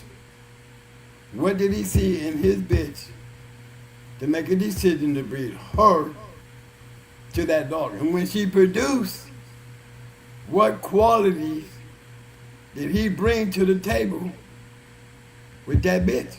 Did it have anything to do with schooling? 9 times out of 10, no. Did it have anything to do with calling? 9 times out of 10, yeah. Because there was something in that bitch that he believed, if I breed this bitch to that male, I'm going to get something. He has to come to that conclusion. When for those in the time that we pull up here on these pedigrees and look at these great dogs and see these dogs that were coming off of these dogs were nothing but ordinary dogs that, you know, really you can't speak much about their schooling. You can't say much about the calling. You know, what is the mind of that breeder to be using these particular bitches? Because we know they wasn't using a whole bunch of match dogs when it comes to the females. History shows that for a fact. So it wasn't a whole bunch of them running around there producing through the schooling process and the calling process. You know, especially when we sitting up there with 5 champion bitches on a registered married list. 5? How many females was it? 48? 48? 44. It was 46. 46. Okay. No, it was 40. Because there was only 5 bitches out of 40 bitches that were champions. And there was no grand champion registered marriage.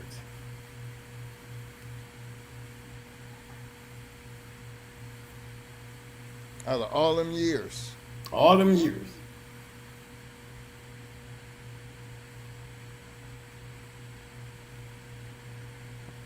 That still sounds crazy to me. With all that banging that was going on. That just shows you how hard it was to make decisions with a bitch. For every great male that came off a bitch, that, you know, you barely knew who she was. You know? But it's not as easy. Especially back in our time. You know, because, like I said, we had a lot of champions going into each other. We had grand champions going into each other. You know, and you ask yourself, well, just because he lost, don't make it a dead line. How many good dogs have we seen in the boiled dogs, the Eli dogs? Eli dogs, you know, that has this commonality of you see your share of winners, but you go down through that pack where you see some of them winners with losses. They don't tell you how they lost. They just got losses. They don't got GL, game loss. They just got lost. You know, and they go on to produce. Now, if they was doing what we was speaking of back in our time, where some Vance brought up, you know, I matched mine for I used to match mine for I did any breed. Well, they wasn't no breeders in no damn way. Then they wasn't going. You best believe if they bought one home and he lost, he wasn't getting bred. And you know damn well if he quit, you ain't got to never worry about having a little puppy that hit out. Then he got to go home and look at the cage and be like, I just had these damn puppies. Hell no. Hell no. Okay, so that eliminates any of that shit going across over there at Super Kennel. He made it clear. We matching shit for we breed. That's bottom line. Any male getting bred around that mother, he's going to have to be a winner with no flaws. Because for him to get back to the chain to be able to breed, he can't have no flaws. He's not a breeder. He's a dog man that matches dogs. And that's what they're known for. And winning. You know, I don't think they were crazy about a lot of breeding, but we see a lot of breeding with super kennels in it.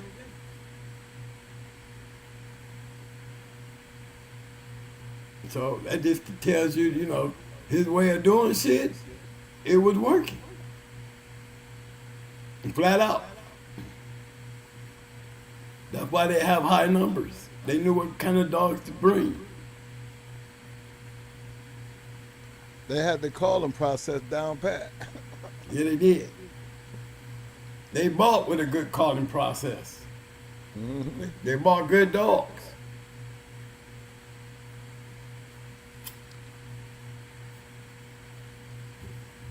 They wanted winners. Tom from Prozac wanted winners. You know, you stand from the outside and you're calling a dog that you're interested in, and you're standing there saying, I need to have that dog. I want that dog.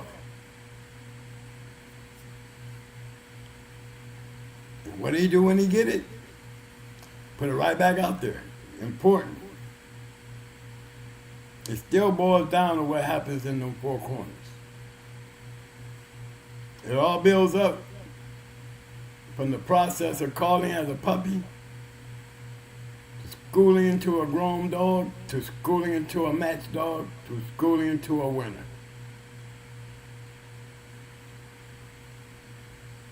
It's just when it comes down to breeding, when do you look at your papers and say, this dog matched those papers? I have a chance to produce, reproduce, as a matter of fact, this line of dogs and be able to do what made this line of dogs good. I have it on my yard. And as we say, not an easy task. Toyo, would you ever consider yourself as a breeder based on your career? Yeah, far as I would consider myself a breeder. I wouldn't say nobody else consider me a breeder, but I would consider myself a breeder of my own stock. Now, as far as anybody else considering me a breeder, nah. But me, I would say, yeah, I'm a breeder because I bred a lot of dogs. That's about it. I bred a lot of dogs, but only for my taste, not for the public's taste. So that's, you know, I could call myself a breeder, but if somebody else called me a breeder, that's all I know. Well, I think anytime you breed a dog and have a breeding program, I'm pretty sure you was breeding based on your purpose and your knowledge of what you was expecting, and you're pretty knowledgeable on understanding that part because nobody knows your dogs better than you. Wouldn't you agree? Yes, sir. Okay. So that's what I'm on. You don't have to be a big name, don't have to have a big name. All you have to do is have the ability to put in the your experience and be able to put two dogs together and get out what you what you wanted. Because that's the only reason. Why would you back two dogs up to each other? Just because the papers looked good? I mean, is that what we down to now? I'm just asking.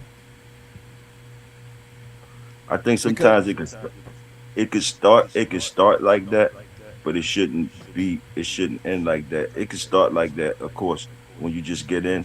Yeah, you want to buy some.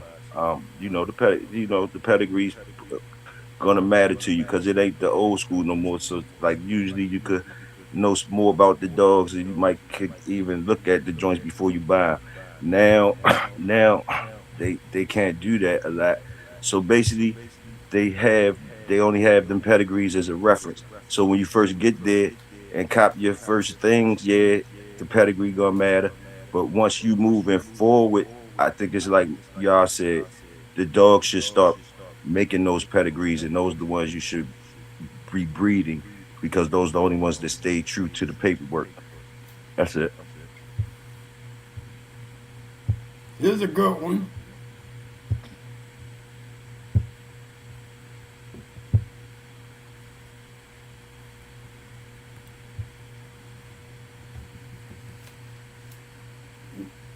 Now, is it up, Mike? Yep. Now, I forgot who put this up there. I think it was the Game Dog University. Okay, yeah. Now this is a good one to look at here.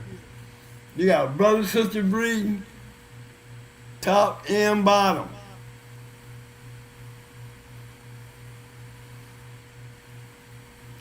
Cadillac, they was on to something. Because you got basically 3 generations of breeding off the 4th generation. Because they literally went 4 generations to bring those 2 top and bottoms together to produce this badass dog. And definitely using some pretty good shit. You know, because to me, the all-wimp stuff came in from the bottom. The stronghold.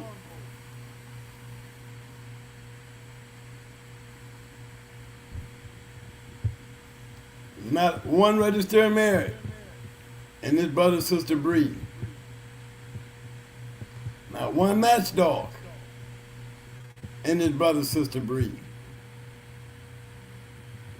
Nor is it down here at the bottom. But one thing the bottom has that the top didn't have, the possibility of moving traits. If there was anything good in the front, up here in this stuff right here, for reproduction, what better way to cross it with something that's got production to be able to bring it forward. And that's where that bitch, Mona Lisa, brought to the table. Guaranteed. One thing about it, gatekeeper doesn't have any offspring.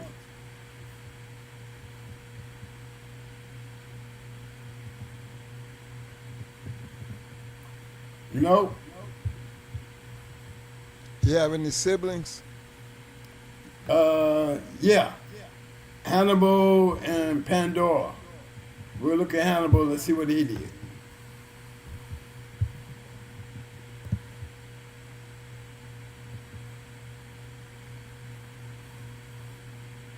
None. Let's check Pandora.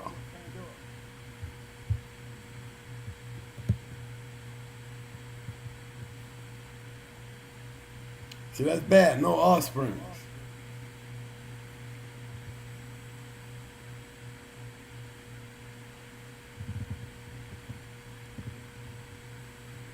But see, that's when you add in time. You know, maybe these dogs aren't in time. You know, something's going to happen 20 years down the line. It could be a major factor there.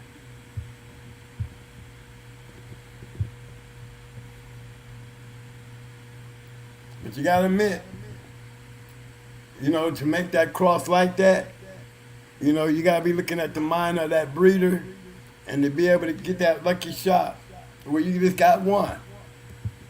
And what a good one. But that's it came down ends at. out their yard. Yeah. It for now. You know, history will tell you more. You know, that's what you look for, history, because you never know. I mean, he's a great-looking dog. He might not have a breeding career, might be a young breeding career, but you know that's the difference between our time and their time. You know, our time, you know, it was followed throughout history. Because we had books and reports. You know, they don't have these books and reports, so we might not hear about Gatekeeper till about 15, 20 years down the line, where he produced a generation of dogs too early.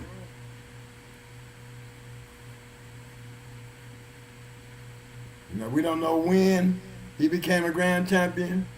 We don't know the time frame. All we know is his pedigree is up here.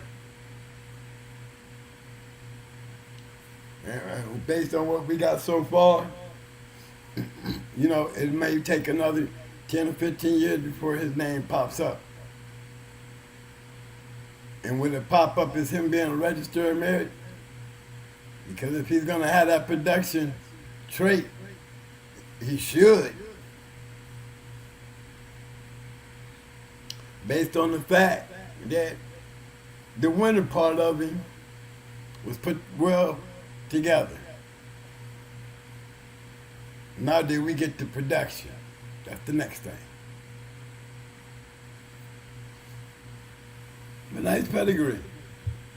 I mean, I like to see breeders when they do things like that because it was basically, you know, on these breeders when they do these kind of things. What's that nigga on top of Mayday? Is that what that is? What is that? Yeah, I just dived in. Mayfield, that's synopticus stuff. Mm-hmm. You hear Mom, I'll talk about that synopticus stuff all the time.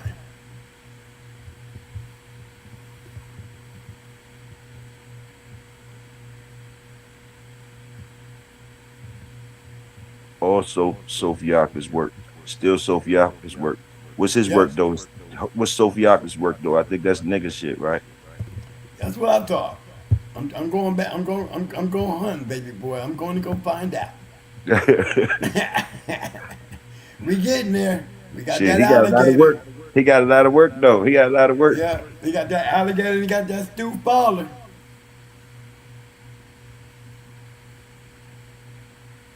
That's not a bad one right there. There you go. There you go. Right there. There you go. Heavy alligator.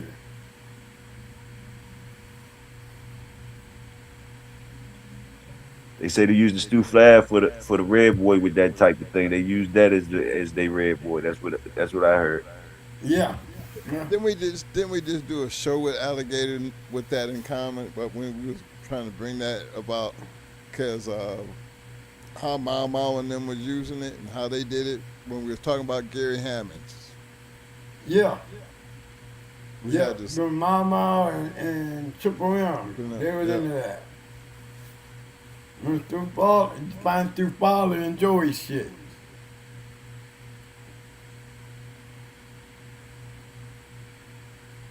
Yeah, but yeah, that Synophagus tank.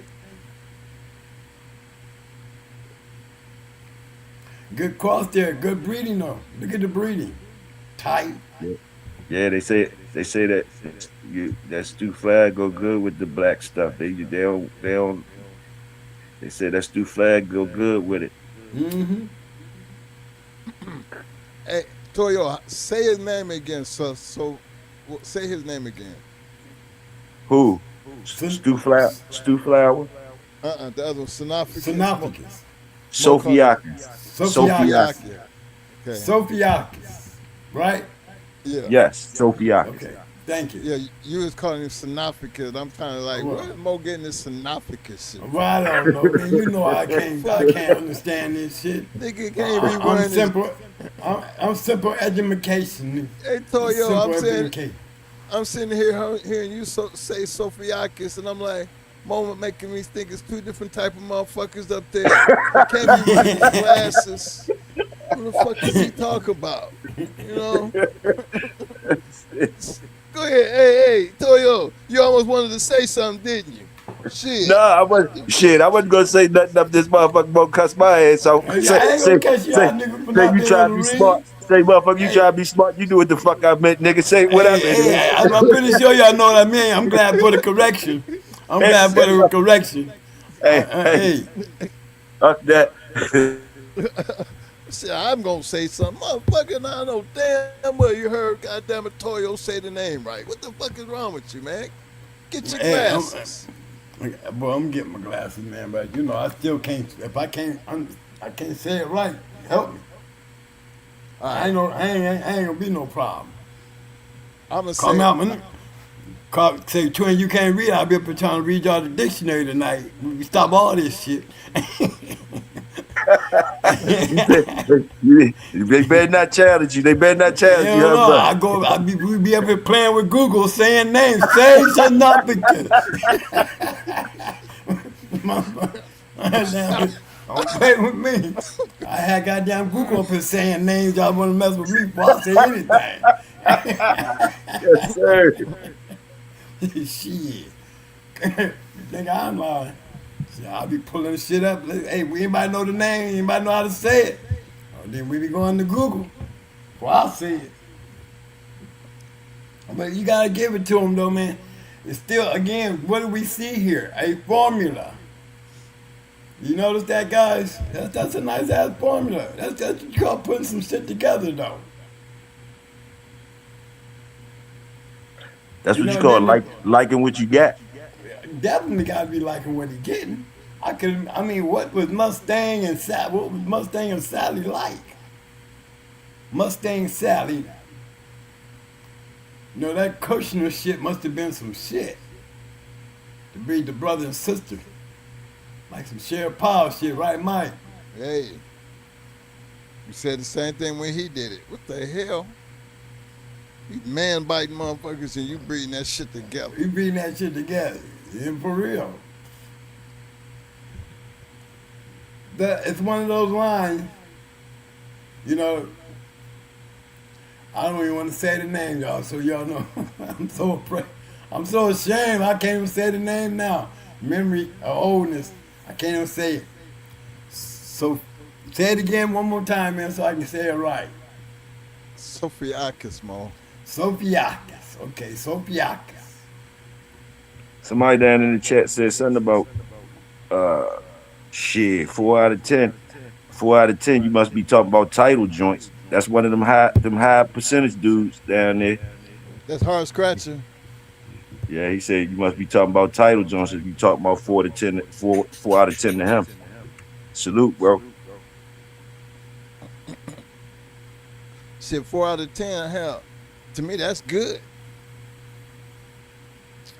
Yeah, but he's saying they got his 4 out of 10 gonna be title joints. He trying to make registered married. The female don't need but 3. The male need 4. So you can make that accomplishment. Remember, for that bitch, that's a hell of a task Hey, for he such a said four. small list. He said 4 titles per litter. Who does that? Okay? I like you reaching high though. That's a hell of a wish and a work and definitely work. Hey, y'all remember that name, Hard Scratching? 20 years from now, he said it. In 2026, he wasn't playing. And that's a nice piece of work they did with the Mayday stuff. That's a nice cross. Look at that Super Kennels again.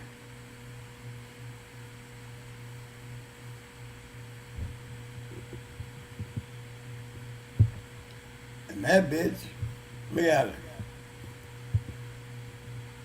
Little mate. Look at that. Offspring.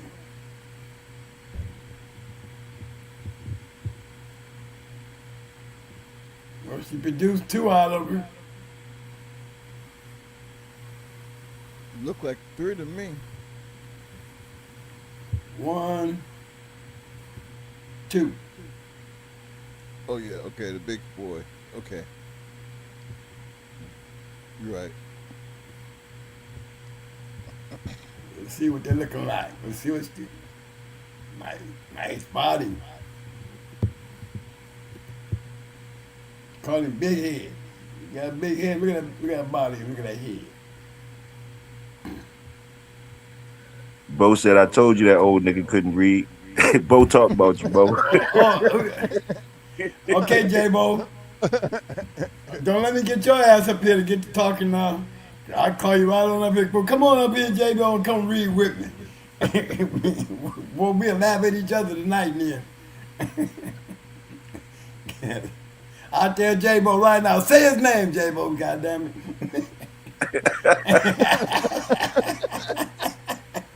Bring your ass up here and say his name. Both body back there on Google making sure he got it right. Slowly, Google, say it again. Okay. Come up here. Come on. But yeah, man, that's a nice cross, though. Nice cross. We were just talking about Super Kennels. Here we go. Here's a fine example. Keeping in mind, 357 also produced Macho Buck, Grand Champion Macho Buck. And this is him being bred. Wait a minute, let me see something. I have to go check something out right quick, peoples. I want to see who would be Macho Buck, mom, daddy, mama.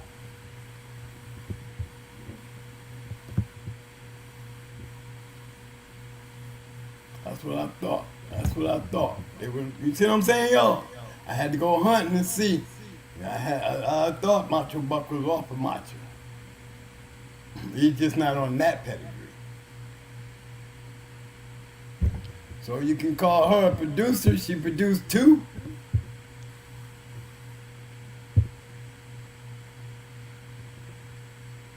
You know?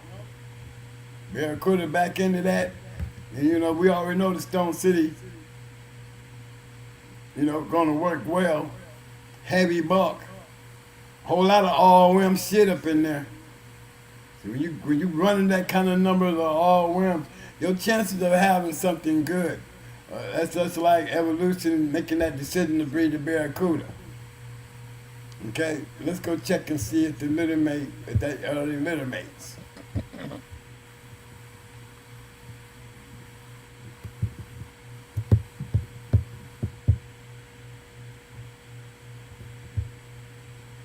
Mona, are you a litter mate?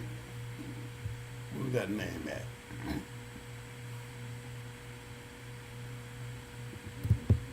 Let's see.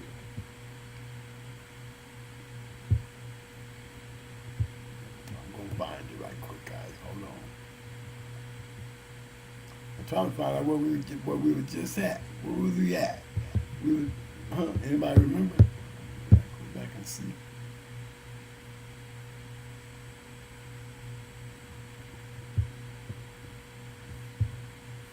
she had offspring. Ain't that what Big Head came off of? Where did Big Head come off of? Where we just at? Where old Big Head? Go back.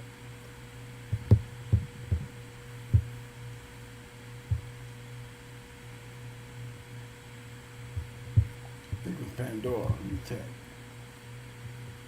No, didn't none of them have offspring? Damn, man. Go back forward then. Shit.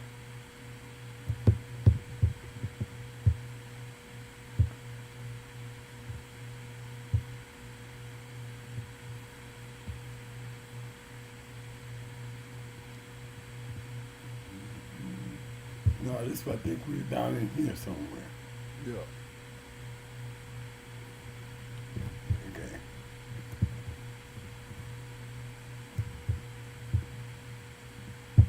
Okay, let's see what this one's like. Okay. We got a jip. Yeah, we're litter mates. So it did produce.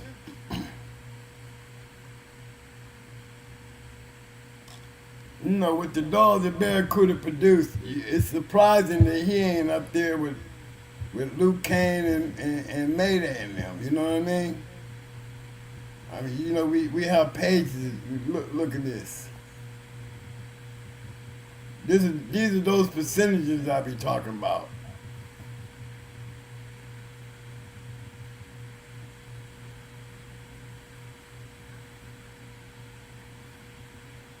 You know, it's with all that.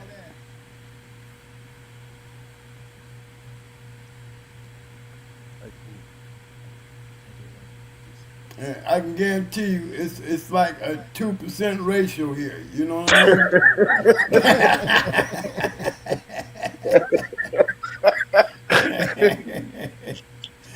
Okay, y'all don't be able to play out with me. I'm gonna let it be known. Oh shit! I'm a lot of damn dogs, man. Okay. They got them boys right there. They go bam. They go one. They go one. They go Orca. Well, he ain't gonna be up there with the big boys yet. He got a couple more to get. But you see in the numbers.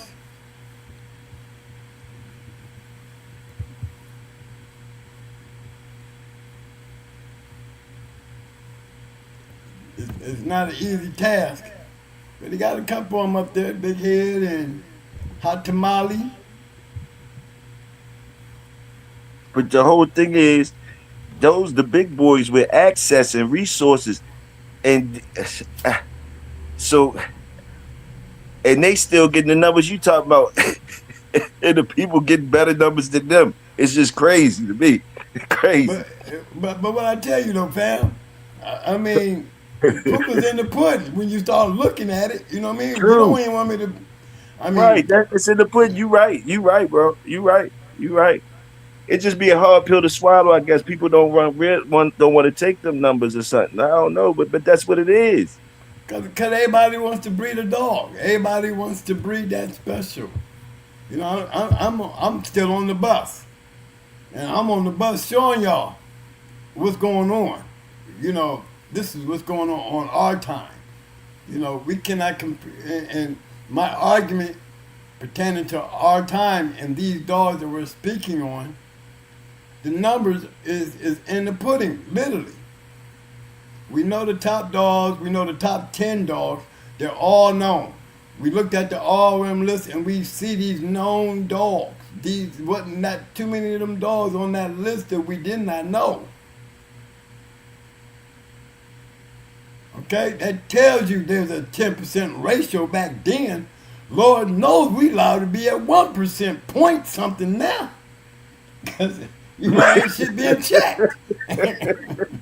Shit ain't even moving the needle. Shit ain't even moving the needle. I'm telling you, boy, shit ain't being checked like this. I mean, goddamn, every time you turn around, dog of the year losing.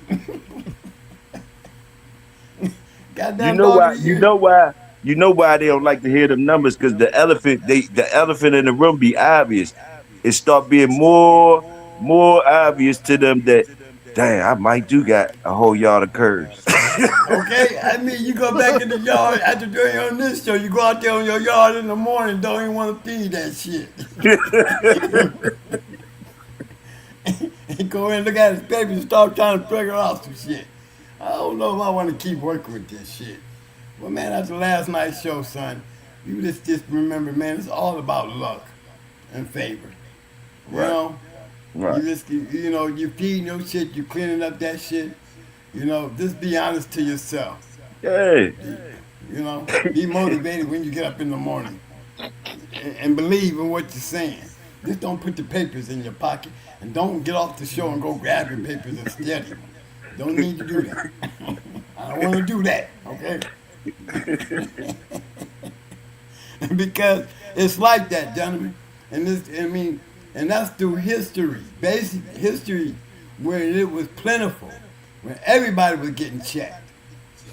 Man, them boys ain't trying to let go they weekend pedigree poker games, man.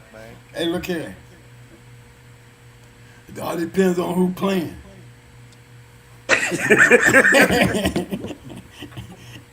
I bet you if I slide up in that motherfucker, I'm putting a mask on.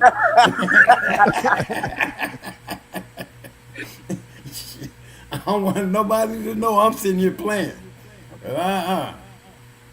I'm betting I'm sitting at a sucker table. I don't want none of them to know I'm sitting here tearing their asses out. Okay? You didn't check your shit. You ain't playing your hand, you're playing the hand you got. And it ain't good enough. Yes, sir.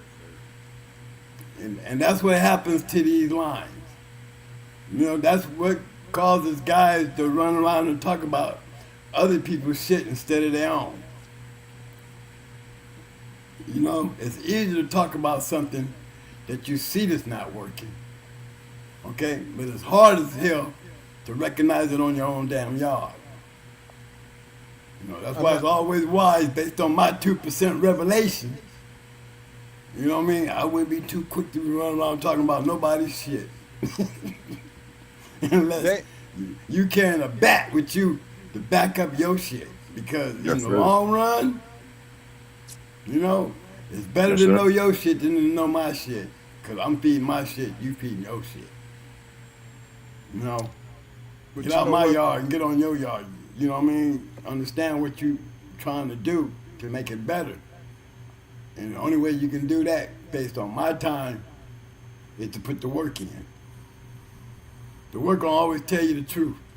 Because if you can't get there, then you know you're on the wrong track. A lot of guys just settle for the papers and be like, oh well. And be selling your dog, ass in, barely hanging on.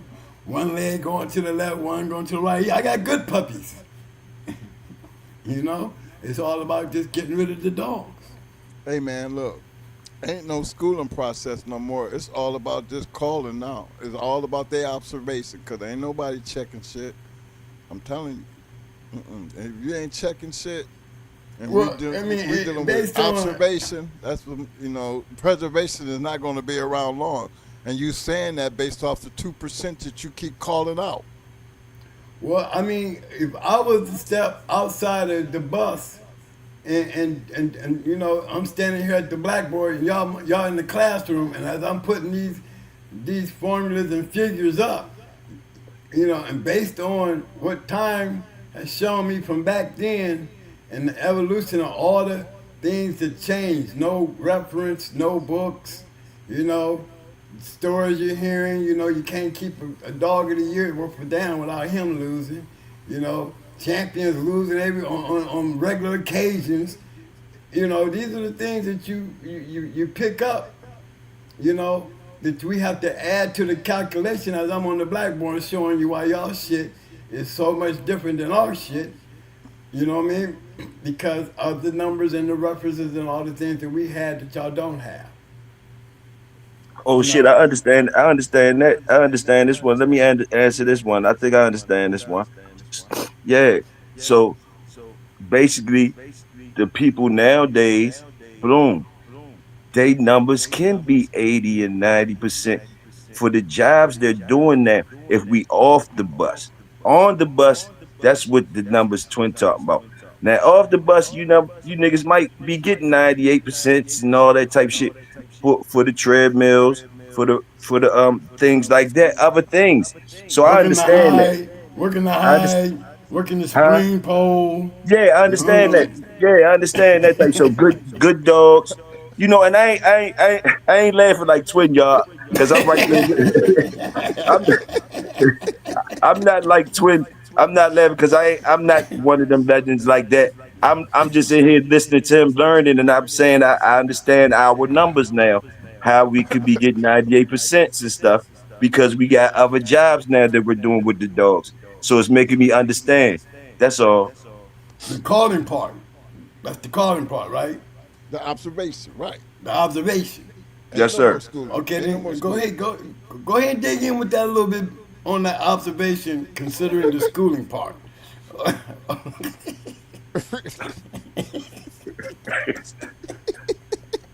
No, I It think I want sounded to sit. good. It I think I sounded want to good sit. to I think I want to sit back down now because I think come on up to the no, come on up to the blackboard and give I us think I that want to sit back down. calculation. I want to sit back down then. Good observation, son. Good observation, but let's get up to the blackboard again. Let's go based on schooling along with the observation. Okay, we gonna see numbers like 0.8, maybe 0.5. You know, it's gonna be like that. It has to be like that. Time and all the obstacles that's been taken out of what we were grading our dogs on back then, which consisted of both the schooling and the calling. And this is why we have the accolades of great dogs that we can talk about and show up on the screen and look how they was bred and all the good things, because we noticed that all these dogs were good bred dogs. We see this. It's not like we're talking about it. We literally are looking at it. But you take those references that has to be added in the equation based on our time compared to what's going on in the now and presumption. There's just no way those numbers can maintain. There's just no way. So Unless this we is start why making, they got to make new numbers. well, Observation only and time running will up a tell, pole. because we won't know until they hit that 20-year mark where they can bring out the history based in their time. You know, there's things that didn't got out. You know, remember when Paul and Gang was running around and he ran out there and told everybody about Glenn losing after Glenn won his dog of the year and then went out and quit? You know? You hear people talking about, dogs that, we don't know them, but we know the names. Another dog of the year that quit. Matter of fact, there was 2 dogs of the year that quit. In this time. But it wasn't uncommon because Doogie, he didn't quit, but he lost. Back in our time. Possibilities of how these things change. But you have to remember, back then, there was the competition. And then now, there's, the competition is a little different, because we're not dealing on the same basis. And it's a fact. When you get on the blackboard and literally start doing the math, we cutting how many of these 3,000 matches a year, 2,000 matches a year, 1,976 matches a year, compared to we going less than 500. You see what I'm saying? Totally different numbers. Yes, sir. The reference and what we lost compared to what y'all working with now, compared to what we were working with then. There has to be a change in the configurement of what we're basing our calling and our schooling on. Not saying that there's not good dogs out there. What's being said was, if it was hard as hell, when it was abundantly out there going down, that we only have that many champions on a registered merit list, that many males on the registered merit list, very few females on that registered merit list. No grand champions on that registered merit list. Why do you think those numbers would get better with less references, less matches? Cannot tell me the quality did not take a hit. Not saying that there wasn't quality. I'm saying the numbers of quality. It has to change. I'm on the board writing it down, figuring it out, and the whole time the numbers are getting lower. Well, we were doing 2%. Y'all on 0.34. You understand what I'm saying? Because you're hearing more advertisement of what we do know. Everybody's breeding dogs. Everybody's talking about everybody's bloodline ain't shit. Mine is the one. I got the shit. You hear a lot of that. But based on the math, understanding clearly what the math says, there's no way that you can maintain our 2%. Okay? It has to be considerably lower based on time and the references and the things that change from our time to yours. It's just an obvious fact. So a lot of these breedings are being made. A lot of things that y'all are doing, we won't know about it until 20 years. Where we can literally get out there and I'll be long gone and where y'all be understanding this show right here, maybe fall back on this show right here and go reanalyze the numbers. Unless the input increases, and it has to be input. The numbers have to be in coordinates with facts that we know based on our time, that you can compare to those numbers and such standards that we held on our dogs at that time. 20 years from now will have to be balanced to really make a good assumption and calculation on, are the dogs getting better? Are they even getting close to the 2%? You know, the only way you will know is through time and history. Am I correct? Yes, you are, and I will double down on it and say you probably are fucking up your dog sales, and the fact that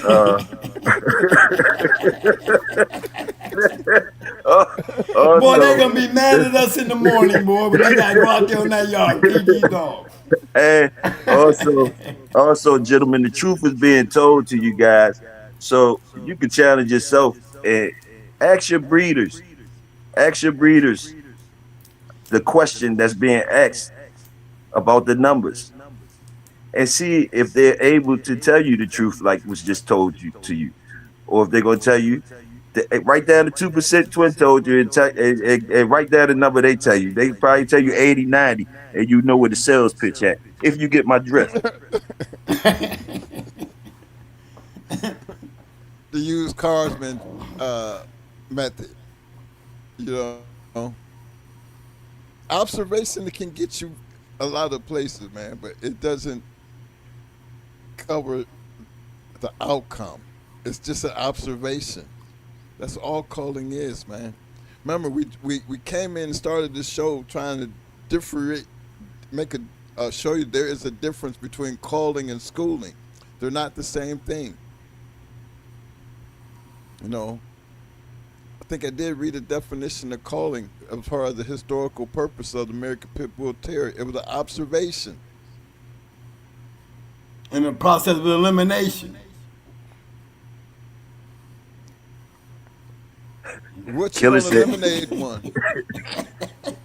Killer said, you gotta build off the You got to build off the bus numbers. Yeah, you got to build off the bus numbers. That's your best foundation. That's why, but that's why they don't want to play back here. They don't want to accept that. You know, but the numbers speak for themselves.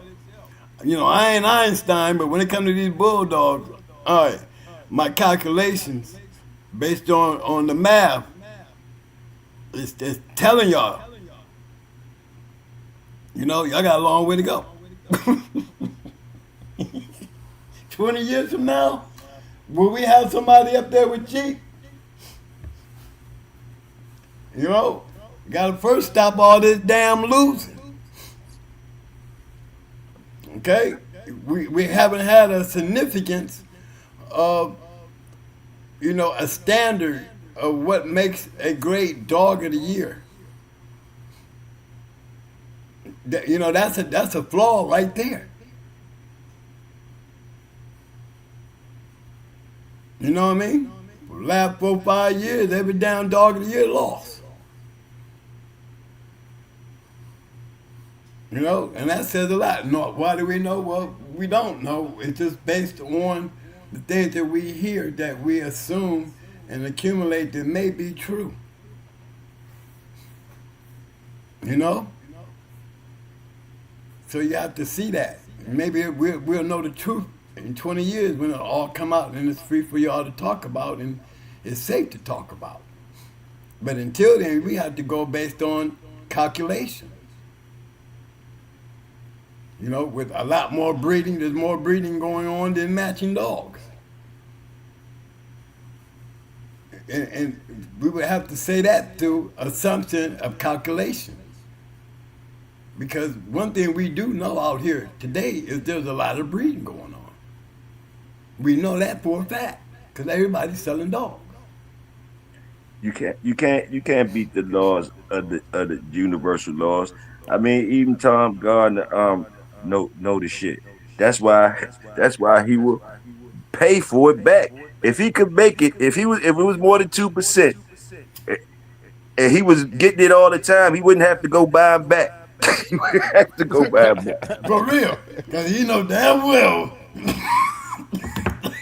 Smoking that shit. Oh, the truth choked me on that one. It's the real shit, though. It's the real shit. That man's selling so many damn dogs. He don't give a damn long as you know he can go out and buy them back. He's selling a whole lot of trash. Yes, it's just like the guy said in the chat. I don't remember his name. He just said it though. A lot of big names breed a lot of dogs. This is the formula. They breed a lot of dogs and they sell them to y'all, and they tell y'all if they look good to you, bring them back here. Right. Or they be quick to throw your name out there to say that, hey, I produced that. Yeah. So you just paid a person to be part of their culling process, their eyes, you know, their eyes for their program. If you down with them for real, it's common sense, but it shows you the numbers. Like they wouldn't if the man could do it himself and he could get those numbers y'all talking about, he wouldn't have to go out here and buy those dogs back because they pop up where they pop up at. Which is true. No, can y'all still see me on the pedigree, Mike? No, I know pedigree up there. Okay. Hold on. I think I can get it back. Let me see. Okay. All right, I got it back. Okay, y'all look. I'm gonna show you 2%. This is Mayday, the Great Mayday. Okay. I don't show no shame in throwing his ass up there either. Okay. Watch as we go down through now. You're gonna see your share of winners. But boy, let me tell you something. Y'all see him in there. But boy, I'm showing y'all 2%, y'all.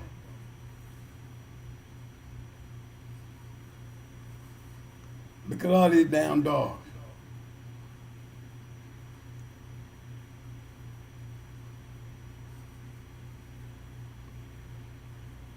Oh, I got a long way to go. the numbers being low like that just make the dogs more special to me. The good ones more special. That's all. They Yeah. really earned it. Like if they, you want shit like that to be the standard of the shit that we fuck with.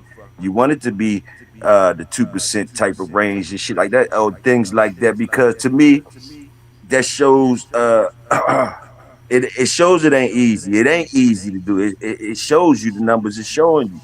You know, it ain't easy. Even though the dogs all look good, they all come with certain packages. They all Jordans, but when it's other ones that separate themselves from the pack, and that's that 2%. It ain't gonna be nothing. It's just like people. To me, I was just doing that while you was getting it together, Mo. Well, that's Oh yeah, true. but that's good. That's good. It's true. That nigga, that man, that nigga, this thing, he ain't even got halfway down the list. Well, yeah, I'm finna say you hadn't got down halfway down the list, but you at the bottom. I don't know why that thing. Yeah, But there was a whole lot of dogs, a whole lot of dogs. But there's still only 2% of winners in here. Would y'all agree? Yeah, because it's that's just that's life. That's just genetic code of life, man. Like I That's always it. say, it's all your family members not as hard as you. It's only special some of us in each family. That's right. You know, it would be nice for everybody, but being realistic, that's not gonna happen. Right. So for those we talking shit on Mayday, well, Mayday ain't produced shit. What he didn't. 2%. But that's still down there over 20 champions in this pedigree, in this dog has produced. And most of the time, not most, but a little percentage, a lot of a lot of good dogs don't get ahead as far as the blood. A lot of it be human error. Like they'll be if instead of moving forward with it, trying to see with the offspring, they hesitate and be looking at some other shit when you got the answer right there on your yard. Yeah. Just think about how many people was worried about what the partner had. They shit working just as well, but they think about what they partner had because of the pedigree. And whole time the one you had probably was gonna produce you a grand champion. That's right. No, scared money don't make money. So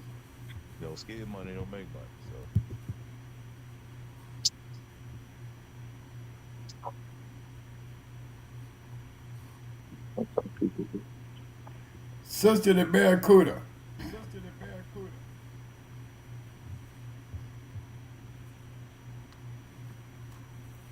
some people get a dog off a great dog used only for breeding, not doing. Yeah,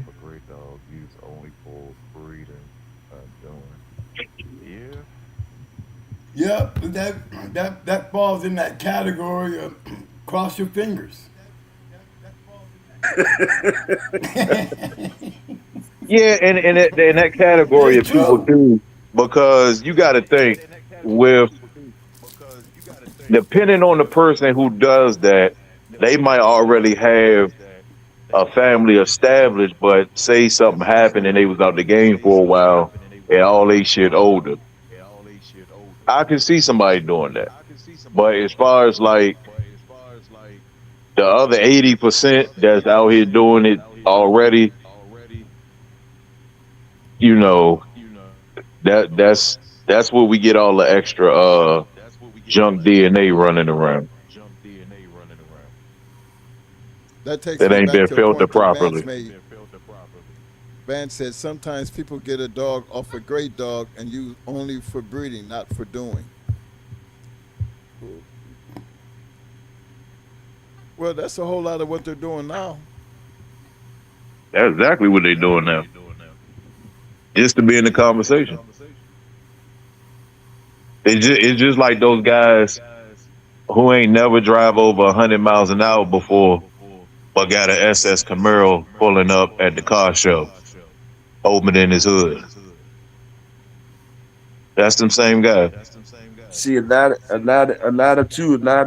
of us have big dreams, and we do what we're supposed to do with our own dogs, right? Then we get to a point where as though we save up some money and go buy one of these, go get a stud, do what most saying do. And a lot of us, once we do that, breed to that special dog, most of us don't put them dogs through the same process you put your own dogs through. You start being slacking up on them because you got a special thing in Attachment. there, a special thing in there. Attachment. You know what I mean? So you start slacking on them when you did your own dogs real, and then as soon as you got that female that you want to take to that dog, you banking on the pedigree. You not knowing. You think you okay. It take more than that. You still got to take them dogs through the process. That shit ain't guaranteed to click with your shit. And none of that. Don't mean that your dog not good and that dog not good. It's still the click. It got to click up. And a That's lot of right. us can't afford to keep on buying, spending stud fees. So that's why the numbers be at 2% and shit like that, whatever. Because it's hard. You got to have resources. You got to be in the know. Everybody don't just get it like that. To me. No, that's true because just like see you got to remember it's not just a physical thing, it's a genetic thing as well. Right. That's what people got to remember. That's why you have the biggest male and female, and you normally have one or two runts depending on how big the litter is, but you always have a runt. So that right there tells you, even though you got different females of different sizes, it's always the same thing genetically during the birth, no matter what breed it is. You're going to have a runt, you're going to have a dominant male and female in the litter. So with that being said, the other thing we also can't see is most of the I call it the war gene for a reason, but most of the war gene, depending on the dog, like with Mayday, some might say he took a lot of the best war genes from that breeding. Some might say Zebo took the best. Some might say Chinaman took the best. Some people say it was Chinaman brother. Chinaman brother just wasn't in the right hands to make the same impact. So, if you think about the litters, again, with the small percentage, and you think about the genetic part, everything makes sense. Because it's just like twins that's in the womb together and one twin consumed the other one. They taking most of the genetics. That's the same thing that we can't see, that we don't talk about enough, because people think they just, they rubbing these papers together and thinking they're going to get something. And it don't work like that. So when you get something working where you got the good genetics in that individual or 3-4 dogs, that's where the human kick in and got to enhance everything. The genetic part already doing what it got to do. Once it come out the womb, that's all human from that point on. I want to give a big shout out to my man Frederick Hasbot. What up, Frederick? Let me see. I'm gonna go down this. Big shout out to my man John Noel. What up, though? My man Chico Nicholas in the house. What up, fam? See, I got quarter boy. Well, they make you scary when you talk about somebody else's shit. Oh, that your piece of shit. But see, even if what's funny about that, Mo and Mike, like I always say, the game would be so much different. It'll be more silent if everybody that had to go out had to have at least 2 or 3 generations, at least 2 at the minimum. It's a whole lot of motherfuckers wouldn't even be talking. See, again, everybody got to start from somewhere. You have to. It's common sense. But the thing is, when you moving forward with it, and you get the same thing, you could beat your chest up a little more. Because again, a lot of people, when they lose, they'll say, "Oh, well, shit, it was a Mayday dog. Oh, well, shit, it was a heavy Chinaman dog. It was a heavy this. It was a heavy that. You know, it's different from saying, well, that was my shit that lost. A lot of people are afraid of that.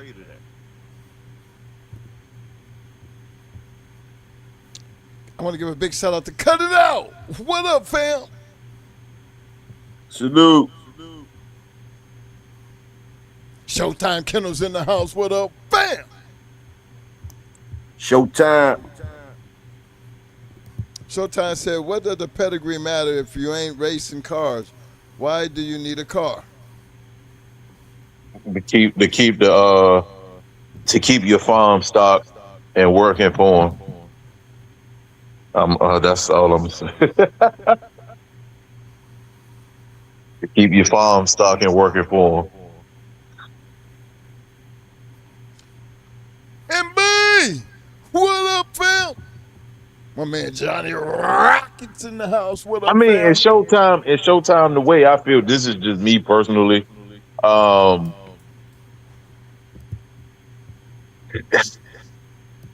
When you Showtime, say we was kennel partners and you like the dogs you like, I like the dogs I like, and I get me a male and female, you get your male and female. That's 4 dogs.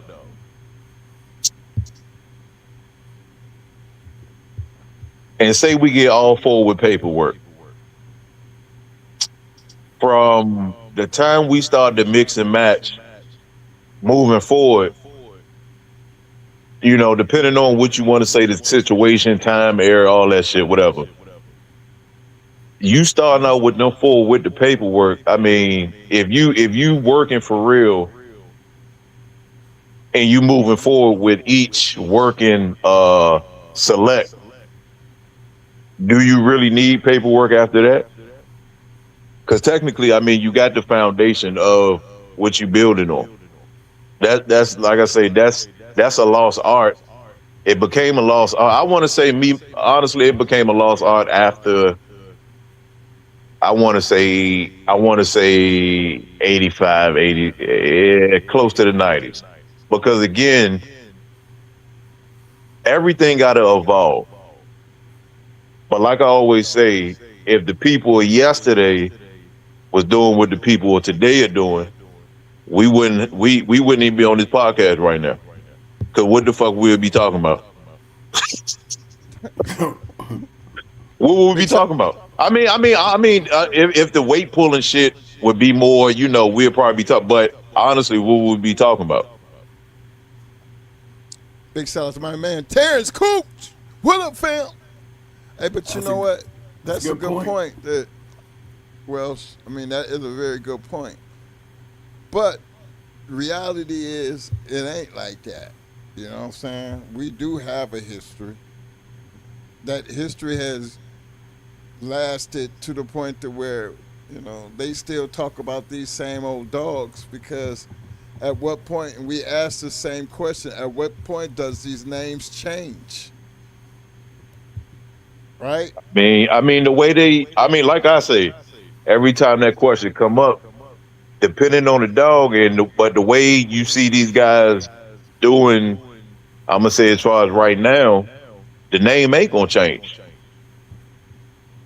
I mean, I be looking at people's pages, I see Cottenham on top of Cottenham.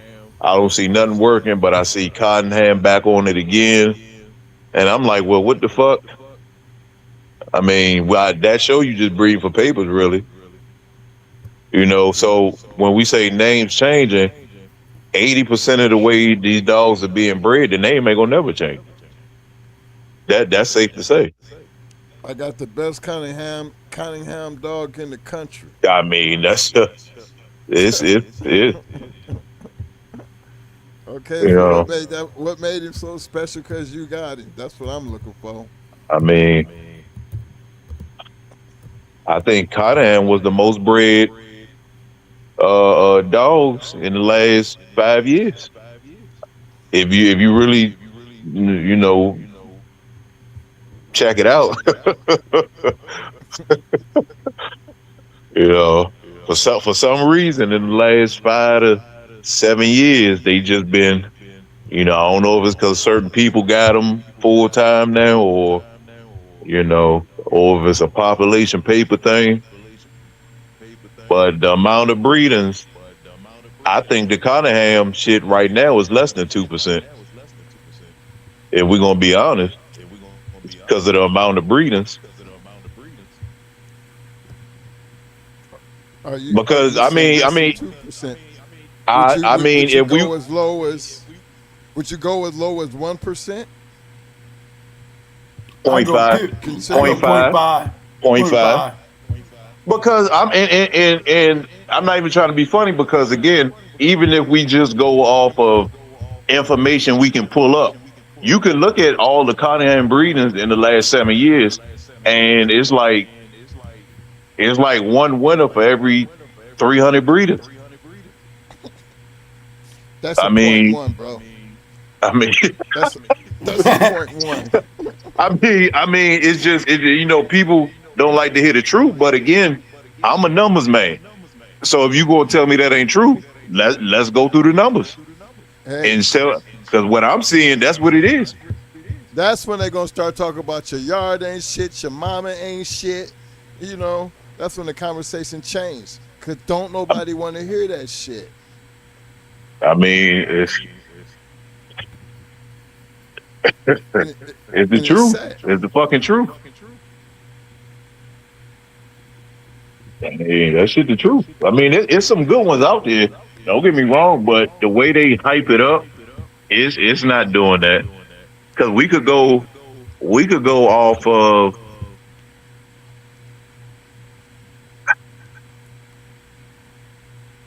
oh yeah, 26. We could go off of 20 shit. We go from 2010 to 2021 and look at all them motherfuckers. Ain't that many goddamn. I mean, who talking about them? Even historically speaking. I mean, it ain't producing like that. That's Now, true. don't get me wrong. I'm not taking nothing away from, as time moves forward, because that's why I be like, okay, it's okay to create another means of competition when there's competition out there. It don't. That's the American Pit Bull Terrier don't always have to survive the way it always has. If time changes, that means things have to change. But shouldn't be an embarrassment to go run up a wall or run a treadmill. I mean, I don't want people to be thinking you got less than a dog because you do that. You can create a whole new world by just getting into that type of competition. You know what it is, Mike? I'm gonna tell you what it is. Is again, from when people come into the game and a lot of information is recycled over and over, and then when you get these guys who came in later in the game who don't have family members that was actually in the game that can take them to different yards of people that they heard about, it's a different perspective. Because again, like I said, at one of the dog shows in the tri-state area, I was over there on the weight pulling section, and these motherfuckers got 10, 20, $30,000 betting on these dogs. And some of these dogs is some famous ass dogs in the goddamn ADBA magazine. They take that shit that serious. These motherfuckers betting serious money. So again, when we only focus on one thing, it doesn't allow us to see that it's still other avenues to where we could go out. You might have one that's acting real good, and he might be fast in the motherfucker. Go ahead, bet you $5,000 on the goddamn. I mean, because if you saying he got win like that, go ahead, put you $5,000 on the treadmill versus one. Hey, let me ask y'all. Well, I got y'all all up here. Do you think it would hurt or put any like a black eye on the game if instead of handing out trophies, hand out cash prizes? No, that's what it should have been. Because again, like I say, for us, and I've said this years ago. That's the crazy thing. If for this particular breed, we see what's going on. And me, I was lucky. My other breed is Rottweilers. Like y'all fuck with the Malinois. My shit is pure German Rottweilers. Like I'm connected over there overseas. That's my other breed. I just don't show them like that. Now, me going to these AKC and UKC shows, seeing how they do with all these other breeds, that's something that we're lacking.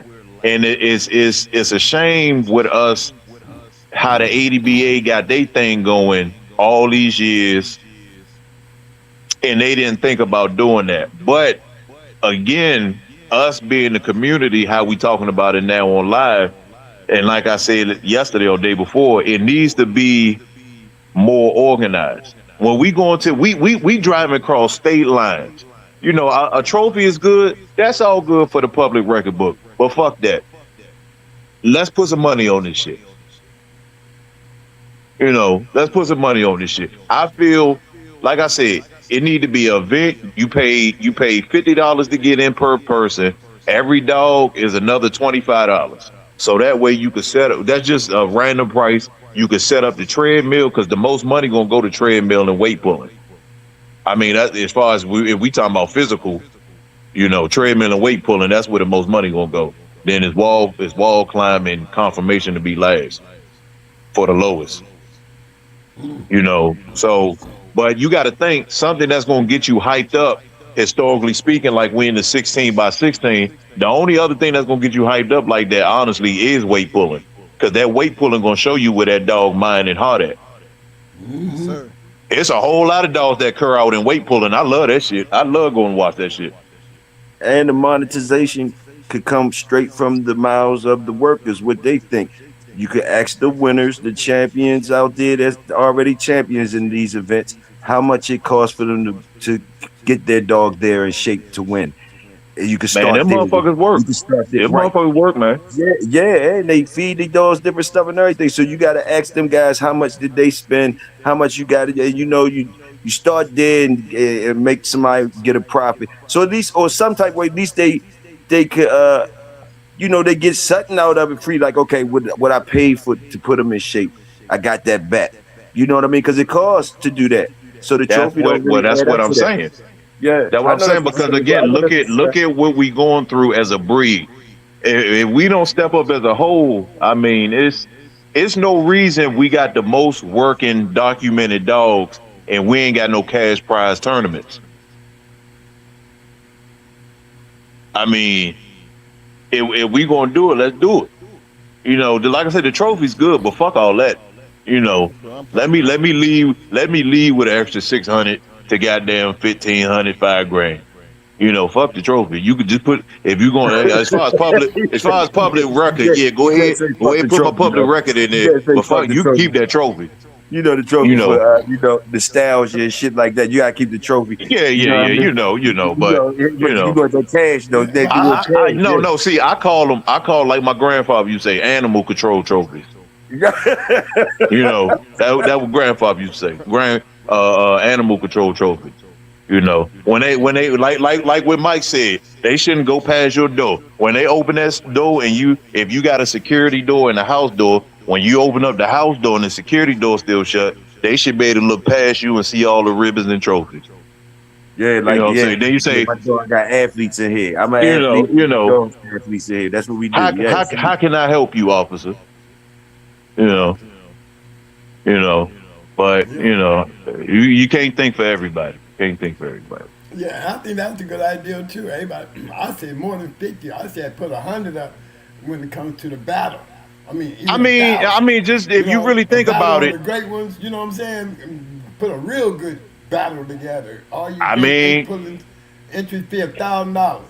Why can't we? And we can do that because again, if you look at the hog hunt tournaments, some of them motherfuckers is $250,000 prize. It was one that was just $350. I mean, again, it's a lot of motherfuckers talking about, oh, they condition this and that. All right, let's put that 10 grand on that treadmill race. Let me see what you talking about. Cause we could hush this shit up real quick. Let me see what you talking about. We could do longest distance, fastest time. What you want to do? That's That'll shut. competition, though. You know what I'm saying? That'll shut up a whole lot. Social media, the talk will slow down a whole lot. All these other people with all these other avenues, it'll shut their ass up. Like I said, weight pulling and treadmill, that's what it's gonna be. I like the wall climb too in confirmation, but if we talking about physical, you ain't gonna beat weight pull and treadmill. And for me, a weight pulling dog is a great competitor in the confirmation show because he gonna be built for the show. Yes, sir. That's the beauty of it. Yes, sir. That's the beauty, and that's why I say them dogs. I look at some of them prices of them weight pull champion dogs, and I'm like, we be lowballing each other, on the other side. But look at this shit. These motherfuckers, 3,500. Motherfucker don't even budge. They say, how you take your payment? You tell a motherfucker 1,500 on this side, and they want $600 discount. That's why I say we fucked up, man. We fucked up, man. We got to get it together. As a whole, we got hog hunting. We got 16 by 16 historically speaking. We got treadmill. We got wall climb. We got tug of war. We got weight pull. Come on, man. We got dogs that can't do half of that. They're selling for more than our shit. So many people, and I always say this, Mike and Mo, the economy of the game dog. People don't realize all of these dogs have their own economy. Most of the people with other breeds that wind up getting too many, when they get busted, they got a whole bunch of money because they community don't try to shortchange them on their dogs so they could pay for their lawyers. That's why when a lot of these other people get busted, you will hear about it, but you don't hear about it to the extent as the game dog shit, because a lot of us ain't got the money to pay for what we need to pay for. So then it keep going on the news, all this bullshit. Like I said, the people up the street with the beagles, they had like 300 something beagles. They was all on the news for about 2 days. They motherfucking got paid their little money, did their thing in court and fixed their shit up, ain't never been heard of again. You spent all your money, spent your little bit change, putting one in shape, all the gas driving 6 across weeks, 2,500. They drove across country to get your medal, and then you come back and you get in some trouble, and the lawyer don't take no goddamn medals and trophies for no case. Exactly. See that, and that's why, and I don't blame some of the game dog people with the Frenchies and all that making some money. I don't blame y'all, but at the same time, as a whole,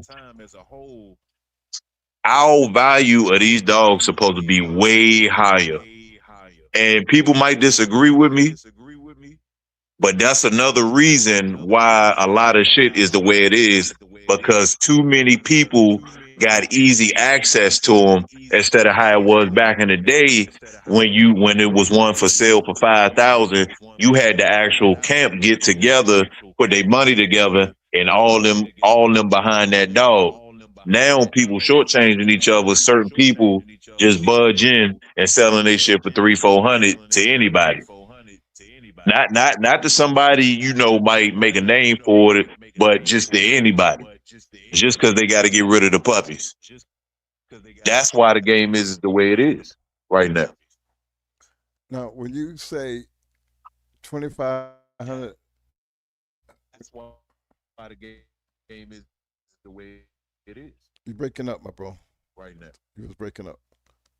But I was saying, when you say $2,500 for a puppy, and I'm not knocking nobody who sells their dog for $2,500, because I feel like you're supposed to be able to ask whatever you want for your dog.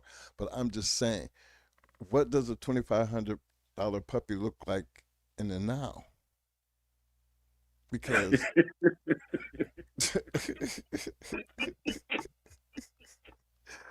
I'm just saying, man. I'm trying to get a grasp on that, and he ain't run up no he ain't ran up no wall, he ain't ran on no treadmill, he ain't pulled one way, ain't won one confirmation show. Well, and What the makes reason you why I worth said 25?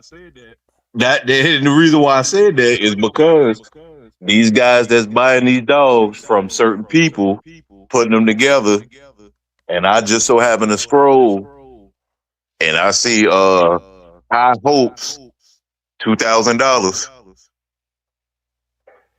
Yeah, that's cheap. Tottenham, That's cheap, and Tottenham. they ain't coming down on the prices, Mike. Ain't nobody coming down on the prices, Mike. Ain't no way they coming down on the prices, You man. They know, just too much trouble. They don't get no money anyway. You see, motherfuckers crying for money now. Toyo, Huh? Jeep, Huh? Jeep in the 3,000. Hey, ain't You nobody. know, Yeah, for whatever. For whatever. I understand you where y'all know. coming from because y'all back there, y'all know what that shit worth to y'all, but like it's a different game now, man. Them boys want their money for the papers. You know, it's just like I forgot the dog name. I got to find the magazine because I got a partner on the West Coast, and he's very well known in the confirmation for I said confirmation in the ADBA for wall climb and treadmill. He about to start fucking with the weight pool next year, and I don't know, man. Like it's one camp where I see the father, no, the grandfather. I think he a weight pull champ, one of the sons a champ, and then the granddaughter a champ in weight pulling. I gotta find that magazine and But put they, it on the. but would you? I mean, do y'all think it's something wrong with that? Nah, I praise that. That's so good I genetics. that show good genetics. That means That's good genetics.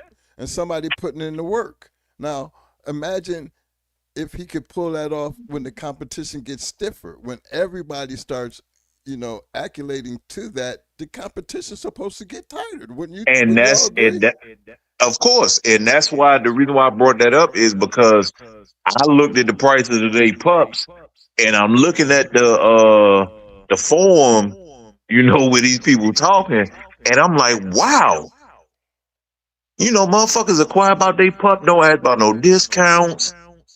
I said, wow, but these motherfuckers, we'll be 20 deep in the room. A motherfucker see you take something out and goddamn an hour 30, real stiff, barely made it home, and this nigga Mike telling you he only got $400 for you. Can he get a pup? Pick one out for me.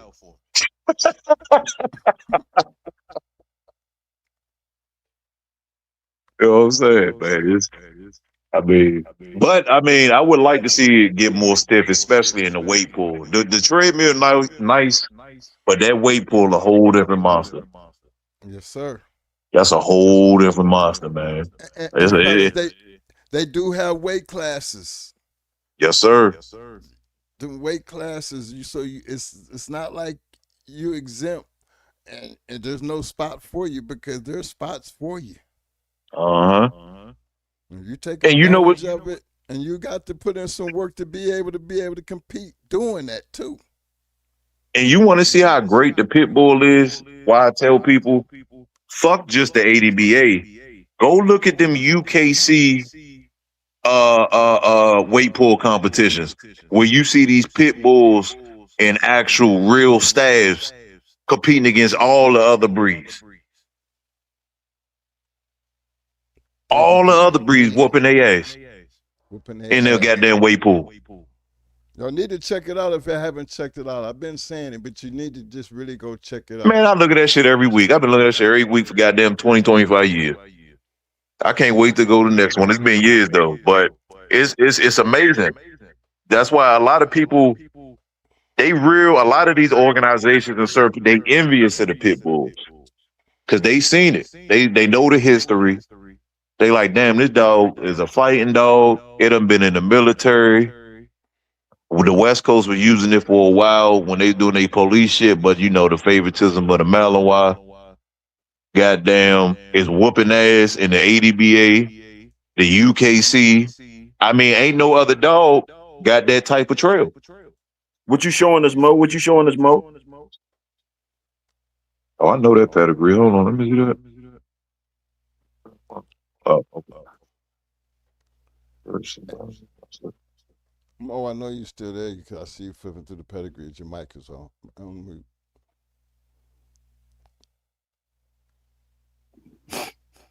Yeah, but other than the weight for the hog hunting. Yeah, checking out Rolling. Big shout out to Eclectic Divas in the house. Eclectic Divas. Eclectic Divas in the house. What up, fam? I see he said I have some great catch dogs I bred up and I'm loving it. Can't put $1 on these. Okay, hold on. Don't put no dollar on them. Okay, but yeah, a nice hog hunting tournament too for these dogs, man. We know a lot of them ain't gonna hunt together, so we will have to regulate the rules for the hog hunting part with the dogs as far as points, you know, all that shit. You know, that would be amazing to see too.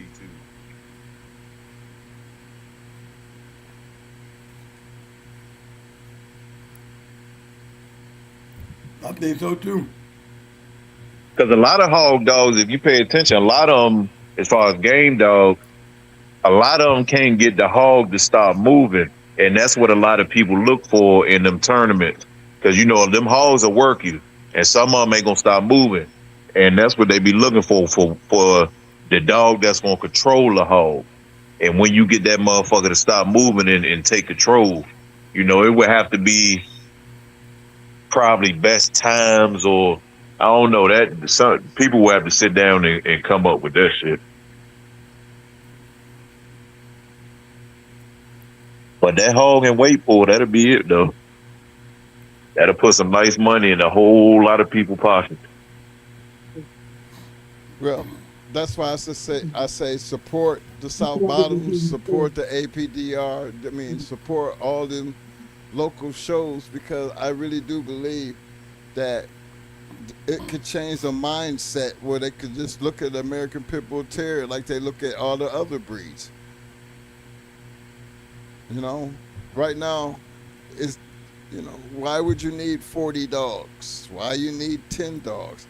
I mean, that's what they asking when they target your yard. You know, because they ain't got no job. They ain't got no job. Ain't nothing working. Just got them, and that don't make sense to me.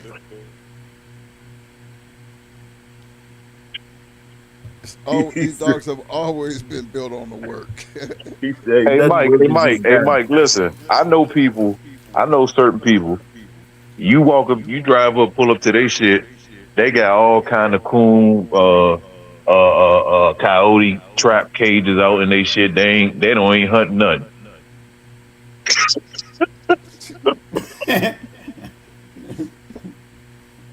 You pull up to that motherfucker, you be like, damn, he must do that shit for a living. No. Yeah, the dog start looking like you hoarding and junk cars and stuff. The dog start looking like junk cars and stuff. Like people be like, all that money boy, none of them cars work. None of them cars work. They just in the yard. Hey, let me answer Johnny Rocket right quick. He said, Mo, what is the average minutes you use to school your prospects each session? Ooh, that's a good one. That was a good one. To be honest, based on what I'm looking for and what I use, you know, it ain't supposed to go 10 minutes. If it goes 10 minutes, you know, especially when it's early, you know, what's one way to wake them up? You know, you can have a hot-ass dog, and I try to hold a hot-ass dog as long as possible. Because I don't want him to bring him out there too early and and see what happened to Brat when I put Little Mayday on her. You know what I mean? Ended up getting her leg broke. Could have been worse than that. We wouldn't have been a champion to Brat. But that didn't even take, that happened in a very short time. When you putting dogs like Little Mayday, we put Little Mayday on Charlie, like I said. Little Mayday was no more than 16 months old when we put him on Charlie. Charlie was already down there. You know, he was just one of his first one. And he gave Charlie hell. So, you know, that right there told me he was bad as hell. I put Brat on a male. Her first time outside of Little Mayday. See, we was putting Red Ace on males. We ain't getting 10, 15 out of it. Because they were so damn fast and so damn rough. You know, they was breaking up shit. Same thing with Buck Rogers. Same thing with the shit. See, when you schooling one, man, you trying to put them in the worstest position when after you put the time in. Remember them 10 minutes? Well, really, for real, Mo, I'll tell you, he start off with that 5 minutes and it increases over time as the schooling process if you can get the dog to stay in there long enough not to get picked up. Right. See, that's the problem. It don't go long because, you know, dogs are taking damage in bad situations. You got Brat going into a dog and you trying to school one and, you know, dude gonna grab his shit quick once you get in that stifle. Hey, I ain't here to break my shit. You see what I'm saying? So, you know, a lot of the schooling, you know, you really don't get a chance to school. All you're doing is just going in there watching them beat up shit. Cause those roles, they never really take long. But See, we took them way down to North Carolina and found out they got the same results. Yeah, now that we did do. We might have did a lot of schooling on our yard, but when we stepped off the yard, we was going to clean out other people's yards, just to see how many dogs we could run through. And then by that time, you know, we stopped trying to play around and look, and that's how we wound up in the box. Right, we trying to find something to hang with them and put that shit to the test. They wrecking everything. Yeah, when you got them killers, you know, you don't take long to decide to go out here and take them out. You got a killer, he gonna tell you, you might as well go ahead and take me out. Don't be wasting me up here doing this silly shit. Let me loose. And it proves to be what it is. I mean, Brat proved what she was, just like Little Mayday, Buck Rogers, you know, even Jamie, when he produced them winners over there, you know, there was a genetic pool that was really working, you know, and to be honest, it was the Red Ace factor. A lot of those dogs carried that genetic trait of going into the back end.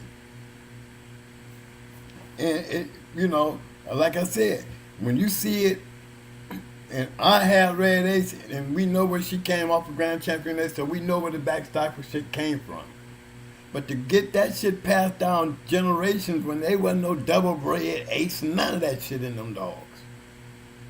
But that was that one genetic that every single 95% of the Going Hard champion dogs were stifle dogs. 95% of them went into the back end. That was that key piece. So that me, I always say, you connect the talent to an all-whim genetic. I think that's what give you that running power. You know, how many times have you seen me go register mare, down to 5 generations of register mares. And the dog is a champion, coming down off of 5 generations of register mares, or champions and register mares. That's proving a fact. That's proving a fact. You know? And that's what the reason why I always pointing these things out, because these are facts that we're looking at and we're analyzing. We're not looking at a great pedigree, we're looking at a great dog. and we're looking at this great dog to see why this dog was great. And you will find it in there when you go to looking. Grand Champion Luca, we go and look at her pedigrees, what she bred to produce. If she probably would have had some litter mates, they probably was. Somebody would have been able to produce. But, you know, the buck stopped with her. Because she was grand champion, down all the way back to yellow. Tobacco. Your last name, too? Your mom. Who was that? Was that me talking? Okay. But yeah, a lot of that, you know, it's just you reading and knowing your genetics. And that's that observation. What genetics are you carrying with you? What genetics as a breeder are you trying to inject into your line to improve your line? Because all the decisions, y'all, is really based on the person who got the bitch. My man Charles Richardson. I have pushed that point off enough. It's the female. My man Charles Richardson said, historically speaking, I'm a firm believer of having great females. Why do people buy dogs from Tom knowing those females never seen a hog? What you think the percentage of Tom's dogs are? Now, I made a crack about that earlier, and I was really being funny about it, but I was really being honest. I mean, you can answer that with the everybody talking about Tom and his cur ass shit. Well, we know the numbers. And the man don't give a damn. The man gonna sell y'all everything. Okay?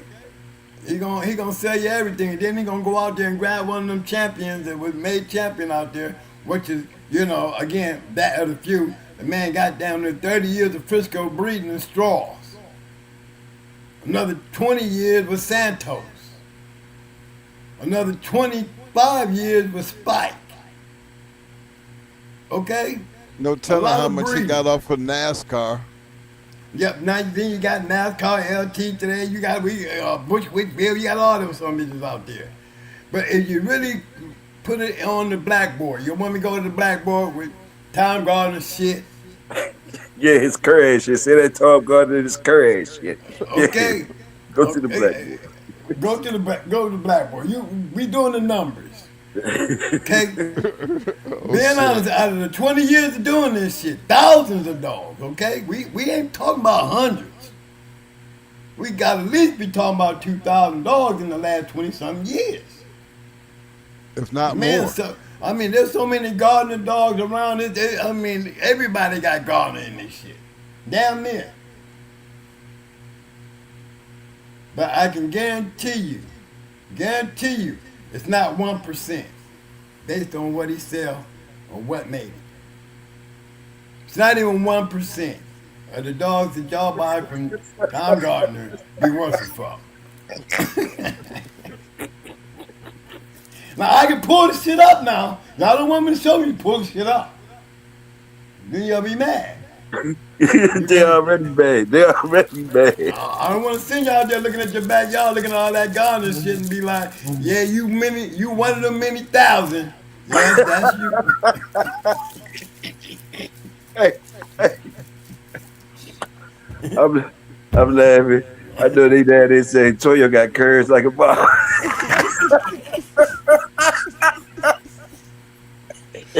And 9 times out of 10, you're right. 90% chance.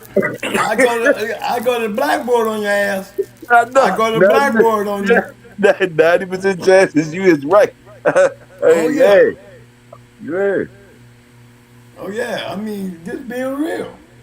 Tom gonna do a show. The people know that. The people know this. The people in the history tells a lot of people. How many times you done heard people say, man, that Gardner shit ain't shit? Well, majority of it ain't. But you keep buying the shit because the man got a line out there every damn weekend. Oh gosh.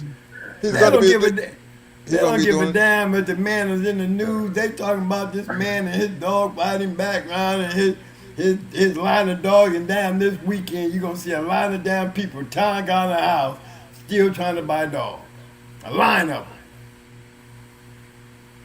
He gonna be doing a show on us. Oh Lord.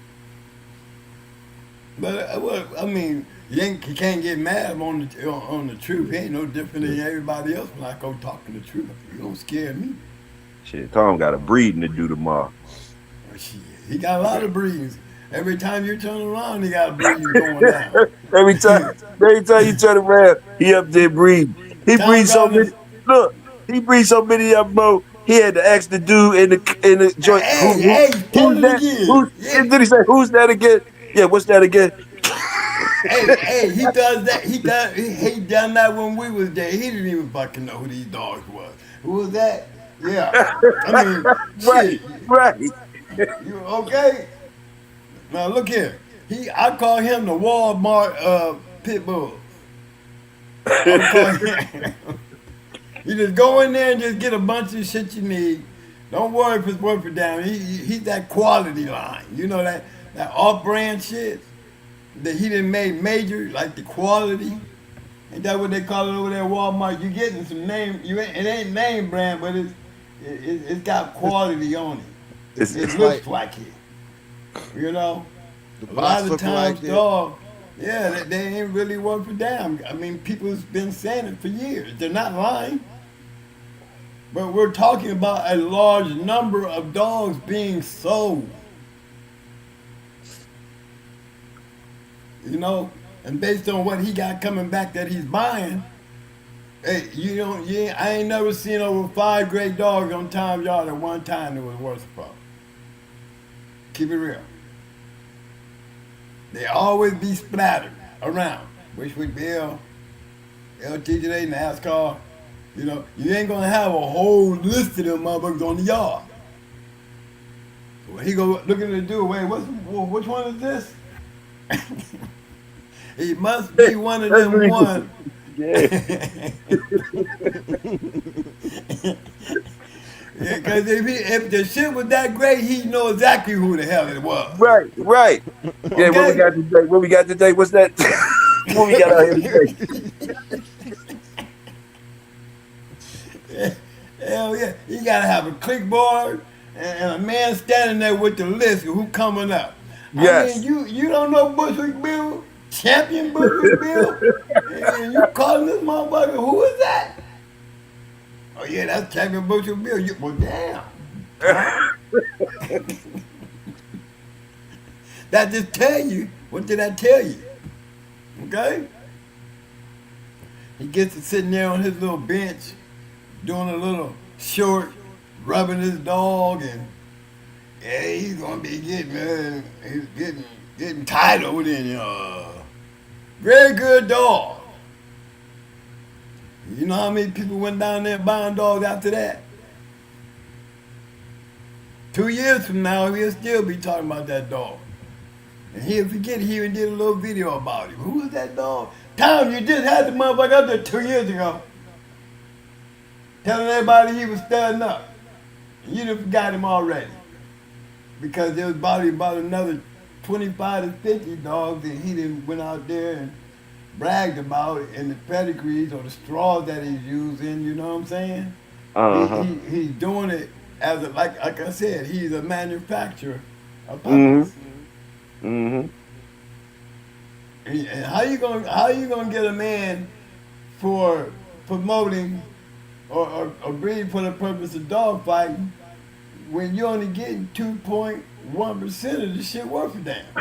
Because he don't say them numbers. He don't say them numbers. He don't say them numbers. Somebody probably gonna ask him there though. They gonna ask him that. What's your numbers, Tom? He probably get mad when you ask him that type stuff. He gonna cuss you out. He gonna cuss you out. He gonna cuss you out. Tom, can you give me a number based on what you breed and what you out there? Get out the yard. Hang up on you. Yeah, he ain't gonna have don't you dare do that shit at his pig picking. Man, he gonna turn so red soon as you start saying it, he gonna be turning red. Oh yeah. Is it true? You do some CNN on time. Is it true?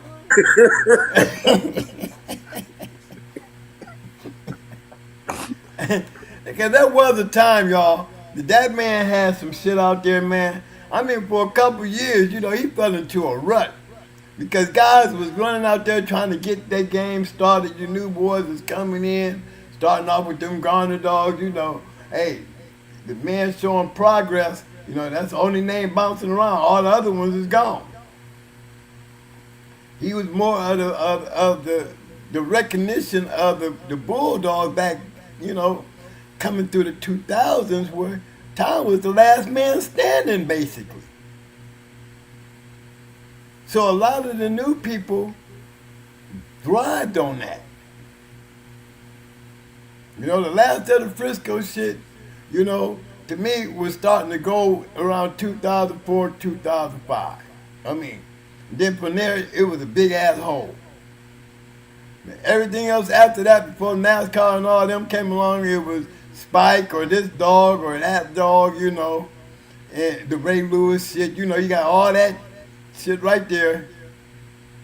But where did Frisco's numbers multiply?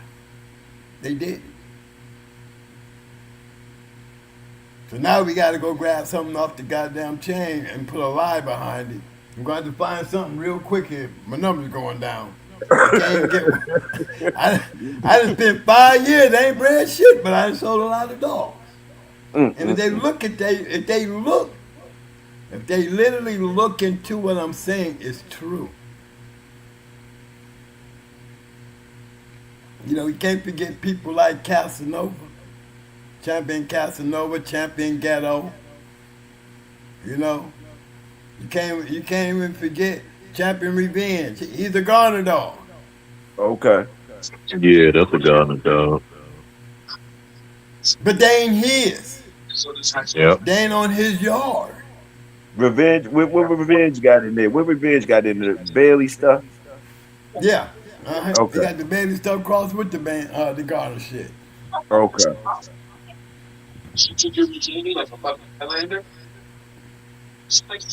But you know, he's got the name. The name itself is so powerful. That's all it is. It's the name itself is what it is. You know what I mean? Just telling you, and he didn't get that name by just selling a bunch of bullshit. That either. You know what I mean? Because he has his special ones. But when, like I said, you put 1,000 dogs out there, and you get 3 of them back. Okay, these are 3 that he went out and bought back. We know for a fact he went and bought NASCAR back. Okay, we know he went and got Dexter. Okay, we also know he went and got El DJ. Look at the names that I'm naming. Shit, he got down, and see, that's why I say, shit, we in 26. In the last 10 years, he bought back at least, I know some of them died, but he bought back at least 15 champions. At least in the last 10. That's not bad. Let's go to the blackboard with that. All right, I'm back. How many dogs did he breed? How many dogs did he sell out there compared to those 10 dogs in the last 10 years? And then and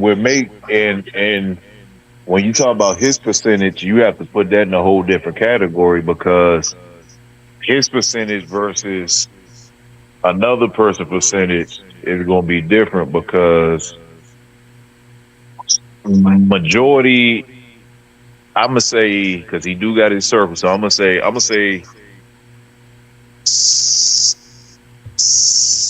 right now 80% of the people buying it is just so they can so they could join in on a conversation. Yeah. You know, so his percentage, you ain't gonna base that off of every day. You that it would be have to be that small circle percentage that you compare that with. But overall, no, that percentage low as hell because it's just anybody buying it. Not just anybody, but people that get excited over pedigree instead of the dog. Yeah, that's true.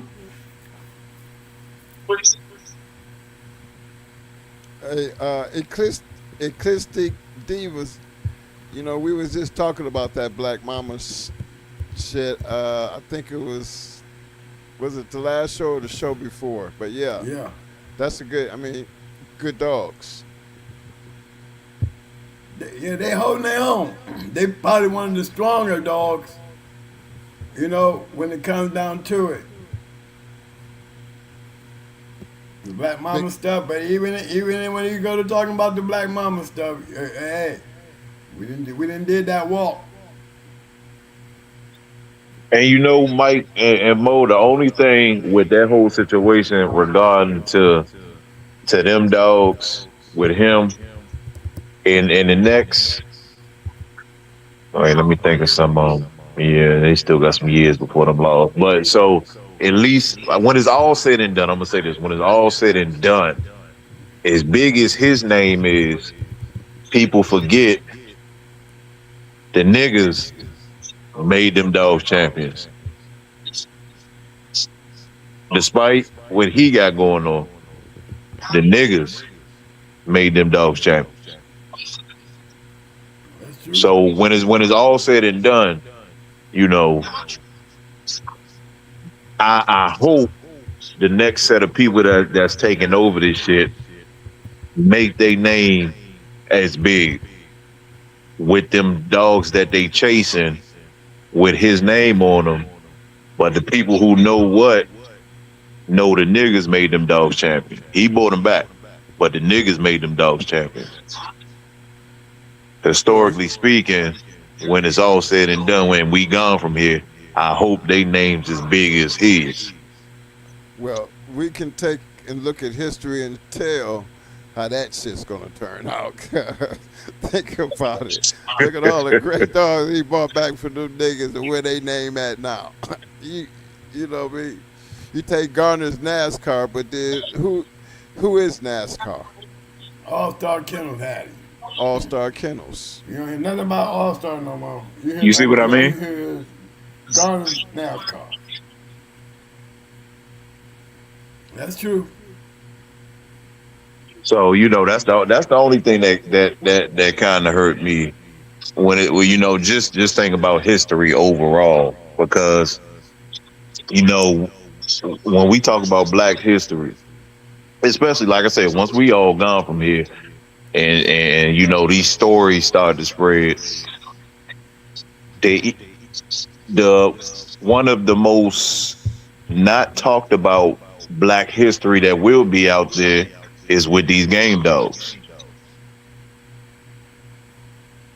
A lot of people ain't going to hear that as far as in the future because of the nature of it. But for all the brothers that's known, they are part of Black history. People don't think about it that way, but you are. Well, look, they tried to do that to the 90s. I mean, they act like, the 90s didn't exist because you still talk about Crenshaw and all them. How? Where's the Latin forces and the Stone Cities and the Havana boys and the Yankee boys and all that? Why aren't we saying their names like you say Crenshaw and them? I mean, to me, it's the reason why we do this show. Because for the Black ones we know, we're going to let y'all know about them. And for how they was bred and how they got them, just like, yeah, Victor bred Mayday, but Victor didn't have too much to do with the shit that came after Mayday. Nothing. He didn't have nothing to do with it. Because everybody else, all those Mayday dogs were champions and they weren't coming off of Victor. Victor was not the one matching these dogs. That's what I'm trying to say. After Mayday and Choice and all them dogs that got points off of Mayday was being matched by other people. That just show you that Victor was doing nothing but throwing shit on the wall and seeing which one stuck. And for those out there that was getting them and stuck, he rolled on it. Oh, shit. Yeah, throw it on the wall. Fuck it. He got them boys doing that off the chain with them damn dogs. Let me tell y'all boys something. I ain't giving up a goddamn sheet. Okay? Yeah. I'm throwing shit on the wall that's sticking and y'all out here goofing off. I need this shit recorded to make my Mayday famous. He needed that data. That's exactly. Yeah. We can go down through his pedigree and be like, Twin, what you think about the Senator Mayday? You know you a Mayday man. Now, I be having y'all laughing at me, too, because his sentence is just as bad as everybody else's shit. I just told y'all the man wasn't even the one making the dog a champion, so if he ain't using them, that means everybody else is doing. So what is he doing? Selling a bunch of damn dogs. A whole bunch of them. So he looking just as ragged as everybody, because we got people out there that Mayday did shit wasn't nothing. Well, I know that Mayday shit ain't nothing. We just gonna talk about that 0.5% that was, because that's the shit that made history. Yes. After all the laughing and giggling about... Right, we don't care about this shit that y'all ended up with. Right. I'm sorry y'all ended up with the shit. You paid for it, you didn't get it. So you ain't making history. That's all. Right. They only gonna talk about the 2% and stuff like that. You can't get mad. All of us ain't gonna be in the 2%. But hey. But that's all that you gonna talk. People gonna talk about is the 2%, and that's what they supposed to be. So after all the laughing and giggling, you still can salute that 2% and respect that 2%. Respect it. That's right. You gotta respect it, because that's the only shit out there that's made the truth out of the question. Right. Are they worth a damn? He's up there in that top 5 for a reason. With his daddy. His daddy. Yes, sir. So that's a lot to look at. For y'all that don't understand, that goes for all these bloodlines. You know, you can only go but so far. They all hit a dud. You know why? Because everybody's pissing on it, watering it down with piss. Just pissing all over it. Just starts stinking. Ain't nobody producing nothing. You keep double breeding, and now you doing brother and sister breeding. So what the hell you doing a brother and sister breeding for? Up to this point, you ain't got shit. Why the hell you think you're going to get somebody that's brother and sister? Just because. Now you done locked up a line. Everybody going to be running to it because it's Mayday, Mayday, Mayday, Mayday. And then you're going to get the shit. Probably end up being disappointed. But so what? It's Mayday, Mayday, Mayday. Now you turn into Victor and you start selling a bunch of dogs. Mm-hmm. And this is how the line gets watered down and end up being nothing. Mm-hmm. Because everybody's doing the same thing. Everybody's telling the same lie. Hey Mo, what takes us to the ending of this show, because we know goddamn well ain't nobody calling shit. No.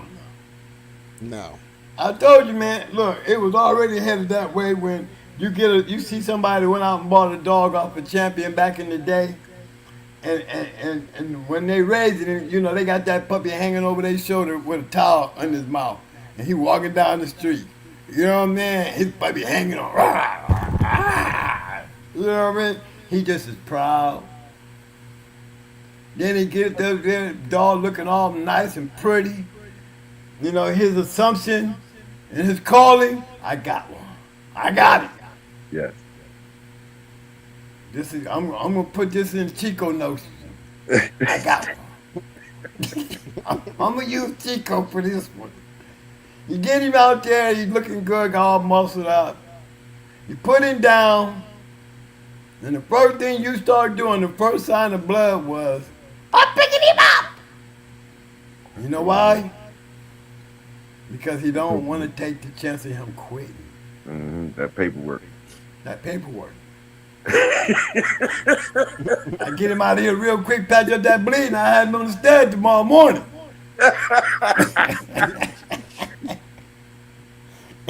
and I'm gonna do a lot of this shit from now on private, so everybody can't see it. I'm gonna go over here to Mexico and send all these lies back over here and talk about El Chichi, El Chica, Chantina, whatever them crazy ass names were. Dog of the year here, dog of the year there. And then got everybody. You even got some foolish people out there. He's the greatest man. He's better than STP.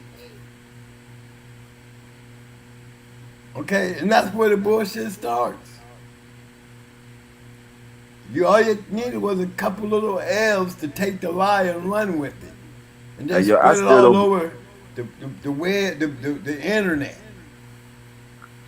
I still don't believe he's getting all that. I still don't believe that he's getting a lot of money. I don't think he's like Gardner. His suits look too cheap, twin. Oh, look! Ever since we came out, ever since Going Hard got on the air, Tico Lopez took a hell of a knock in the head, y'all. I'm dead serious. He did because he got exposed. Them suits don't look top notch. Them suits don't be looking top notch. What I see, he be looking regular as shit. He be looking like he be looking regular. I think he just take little cameos on them jets, and then he got to get off and get on the regular planes. He ain't on them jets. That's why he's mad, and he's going outside the country now because he ain't getting nowhere promoting shit here. You know, his card been pulled. Okay? Because, like we say, once the lie becomes exposed, then he has no other lie to fall back on. If you notice, Chico is a very angry man when you start asking him questions about his line of dogs now. He don't want you to ask him shit. Oh, he got the nerve to call us swamp dwellers back now. You know, here's a man who used to fight dogs, but now all of a sudden we're pieces of shit and we swamp dwellers. This is the same person who got caught cheating. Same person that told. I mean, how did he even get as far as he got? That's how blind and senseless the dog game was to let somebody like that creep up in the game and get it all. You know? Yeah, that's wild. I remember when you said the man told and got his dog back, and everybody else's dogs got locked up. That's crazy. Yep. But the same dog that I'm talking about, he got caught cheating with that dog. Now that tells you what kind of guy this dude is. He went out there with awesome Mayday. Hey, yo, he told people and everything for the paperwork, huh? To save it. The dog wasn't even like that, right? I guess the dog was losing or whatever. He still wanted it back. He was saving it for the paperwork. The dog was, the thing is, that just show you who he is. First of all, one, you're told. And then on top of that, that wasn't enough. You're trying to make the dog a grand champion. The very dog that came out the police station and go and put fake teeth in his mouth and go try to make grand champion with the dog. What kind of guy is this that y'all talking about? He's greater than STP.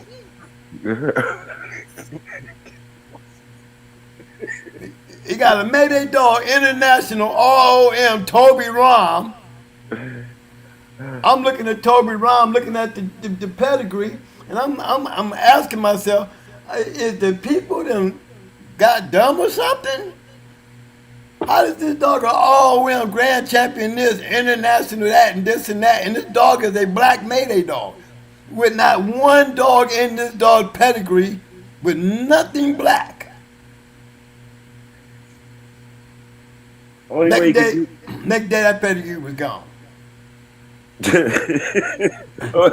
only, only way he could get like all the way up to doing that with help though. Oh, he had a lot of help. He had a lot of help. The help he had was he could manipulate with the mouth and had enough people to run behind him and kiss his ass. That's the help. Because the lie got spreaded. They all start doing what he was doing. But then he was taught to do that. Oh yeah, evolution done had that game down pat. You know, I can't tell you which one of them dogs out there really real champions fucking with evolution. Because how can you trust anything they say when they are the ones who taught Chico Lopez? You know, I'm one of them kind of people when I'm dealing with questionary kennels like that. I need to see all three. I need to see all three of your matches. I need to see all five of your shit on video. You know, you better show me a cell phone or something when you're dealing with grimy people, especially when their intention is to sell you shit. Because Chico's only thing was to sell y'all dogs. All that shit, that tequila shit and all that shit, wasn't none of that shit done in the United States. And the only video we got of Chico Lopez is a dog ready to bite his ass for not letting him quit. Okay? No other proof. And if you was to say something about it, you're gonna get assaulted. Because he doesn't have an answer. Chico, why can't we find anybody to verify your Mexican bullshit? Nobody. Nobody. Can't get mad at me for asking. Okay? Do the This Chico? is how the game is. I mean, he's not the only. We have a lot of Chico Lopez out here now. That's the new thing. So what do the Chico and the Garner go good together? The lie. The lie. If you want to put it in there like that, the lie, yeah. But in time, the true facts and the answers come out. One thing, remember, we're not talking about in particular dogs. We're talking about the breeder themselves, the owner, not the dogs. I got you. Because there's going to be good dogs in there. All they got to do is get them out there, breed some dogs. That's all they got to do. It's going to be some good dogs in there. But like you said, you got to look behind that. Yeah, I feel you. The numbers are going. We know the numbers. What the scoop? What the chalkboard say? Chalkboard tells you.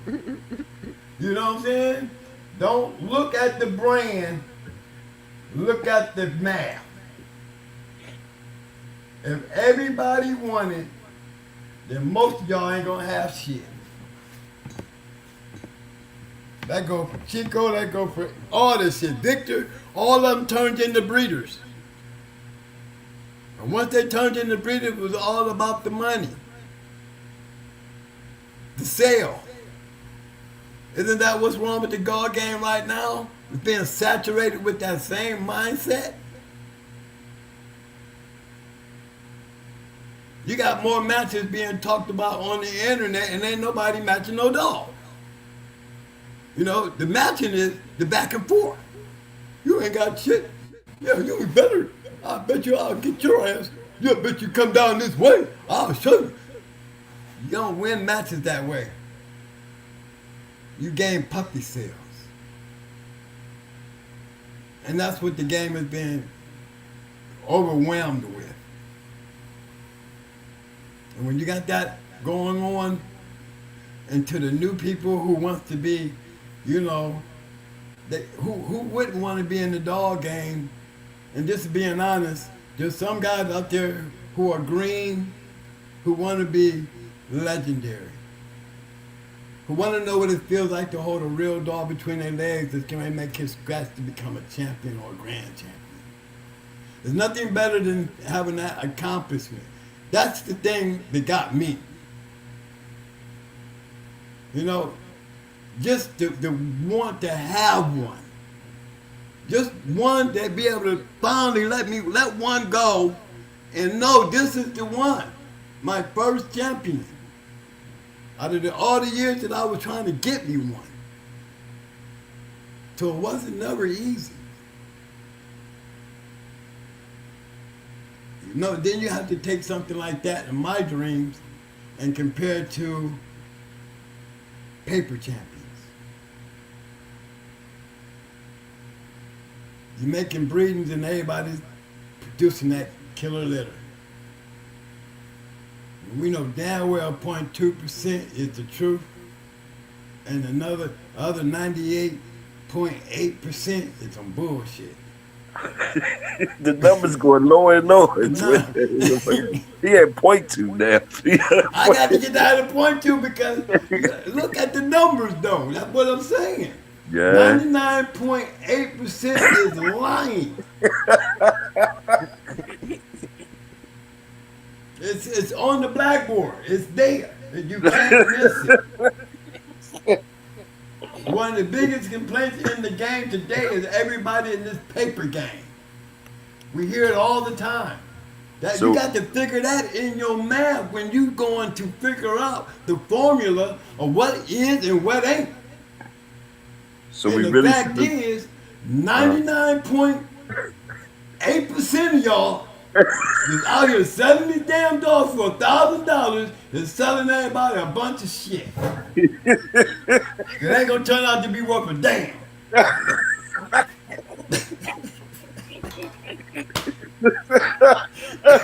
That's the truth. I'm just saying. Hey. So we gotta salute. So we only gotta salute the workers. We only salute the workers. The point two. Salute the point two. Point two. That's salute right. the workers. Point two. Salute the workers. Salute the workers. Salute the workers. The workers is the preservation. And we know there ain't a lot of workers out there. That's why we always salute the workers. Yes, sir. Yes, sir. Yes, sir. Because they're the ones putting history on the line. They are the ones that's taking the risk to preserve the best of whatever it is. Yes, sir. In which there's only few of. Yes, sir. And there's abundance of bullshit.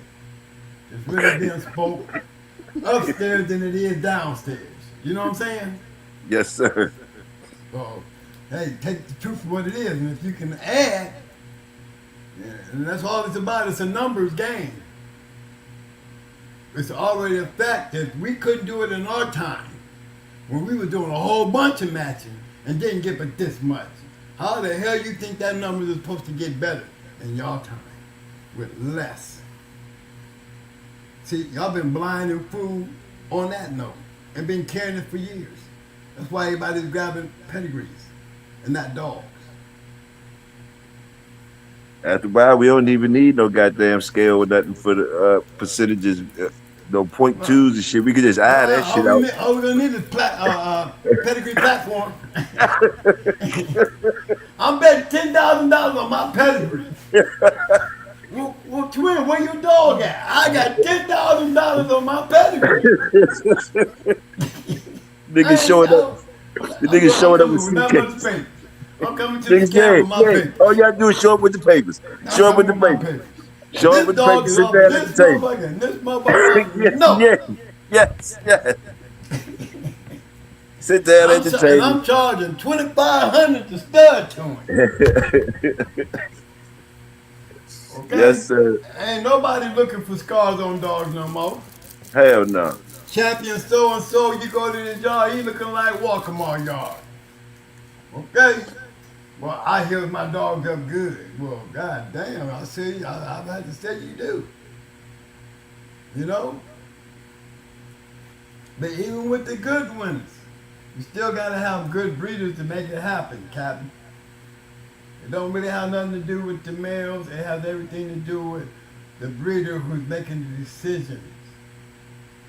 Why did you take that bitch and breed to that dog? And 9 times out of 10, the ones who were successful, which is very few, it's already a fact. We already know about it when we come to these bitches. It has to be even worse in your time. Now tell me I'm lying. It's a fact. And we couldn't get them kind of numbers in our time. How the hell you think we get them numbers in your time? There's just no way. Hey Mo, did it drop below 1.0? Are we at 0. Oh no! See, my 2% consists of the top 10 dogs in all women. That's the 2%. The other 98% ain't worth a damn. 90% of the dogs out here ain't worth shit. And those the real numbers, man. Hey, I feel you, my nigga. I feel you. I definitely. Only the lucky ones. And then here's the sad part about it. People don't want to see this for a fact. And I've been trying to say it. Did y'all notice on the registered mares, that's the last show when I said, y'all look at all these registered mares, you see males and females. Was there anybody in there that you did not know, really? When we go to do those numbers right there, 99.1%, that means 0.9% you didn't know. Yeah. You hear that? Yep. So this time anybody become a registered mare. And that's based on when they were doing a bunch of dogs. You see what I'm saying? Now look at those numbers and try to compare that in the now. It's even fucking worse. That's why I'm down there on that 0.2. 99.8% is bullshit. Only because 0.2? It can only 0.2. Because the breeders, there are none. There are breeders and papers. Where's the workers? You don't have enough numbers to create a preservation to have anything to do with taking any one of those dogs in the top 10 of the registered mare list, male or female, and worse so on the female. We might be at a 99.9% on a female. Based on their numbers on our math. You know what I'm saying? Keeping it real. Because that's the hardest part of it. It's the bitches and the breeders. And that's telling you a lot. When we know it's all based on the breeder with the bitch. And we already see how hard that is to do. Yet you got thousands of people out here making $1,000, $1,500, some $2,500 off of selling puppies. Based on what? Come on, I'll say it for you. A lie. What you gonna get? A good observation. A good observation. I'm calling my shit. I ain't no fucking schooling shit. Well, I would tell you like this. If I'm back here on the bus. If it was me and I'm living my life in the now back then, living like the situation is now, I might miss a couple of days of feeding them motherfuckers. I might go out there one day and look at that shit and be like, man, why am I fooling myself? That 98.9% would be fucking with me. They might not eat today. I might just stay home. I'm not going to go outside. Because you walk out there and you start running those numbers and facing reality, facing the fact, be honest with yourself. Be true to what you're doing because you're the one cleaning up that dog shit. You're the one feeding them. And you got to come to the resolution and the facts that what Mo's saying is true. I've been doing all this shit right here, looking forward to this right here, and the numbers tell me I'm feeding a bunch of bullshit. Because if you ain't a worker, then you feed a bunch of bullshit. I'll rest my case. Salute. I'm pretty sure the defense is gonna rest too. I'm pretty sure they're not going to jump up there and say anything. Because what is it to say when it's the facts? It's going to be a long time coming, 20 years later, before we really find out, will there ever be any really great dogs? I mean, really great that can come to the top and be the next Jeep? You know what I mean? Yeah. Can we get some new faces on that list? And if we do, how do we get there? Are they going to come from the United States? Or are they going to come from another country? But what we do know, social media, as long as social media is making the decisions, y'all will continue having bullshit. Y'all will continue being flaunted and persuaded and pursued on breeding the perfect line of dogs. You better start grabbing them weights. You better start grabbing them treadmills. You better start grabbing something. Because in the world of dog fighting, in today's world, it's going to be in the basement, and y'all might as well just sit back and hold your breath. Just really hold your breath. Because chances are you're not going to get shit. You're not. Your shit's going to die out. So it's quicker to hold your breath and die out early than to hold your breath and prolong the agony before you realize, no, you're not going to be the one to change history. I'm sorry. And for all of them guys that went out there and bought your shit, I'm pretty sure they're mad at you. And you'll have you're gonna have a higher chance getting put up underneath the jail than being part of that 2%. Just keep I mean, is it worth it?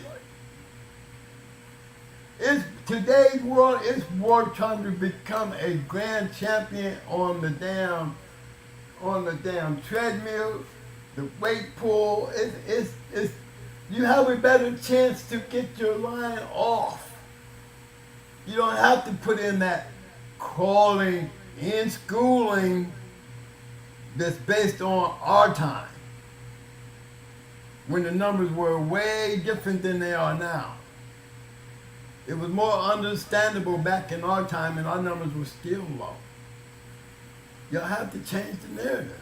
If you're going to play this Facebook game and want to get out here and boast your dogs, stop sitting at home breeding shit and looking at papers and posting that shit all over the place, and take the shit, compete.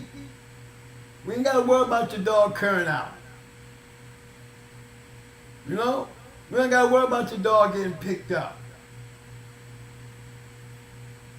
This is easy for you guys. You should be able to go in and make these things work. Change the look. Don't be out here breeding all this shit up and then bragging about this like you're some top-notch dog fighting shit, and it ain't.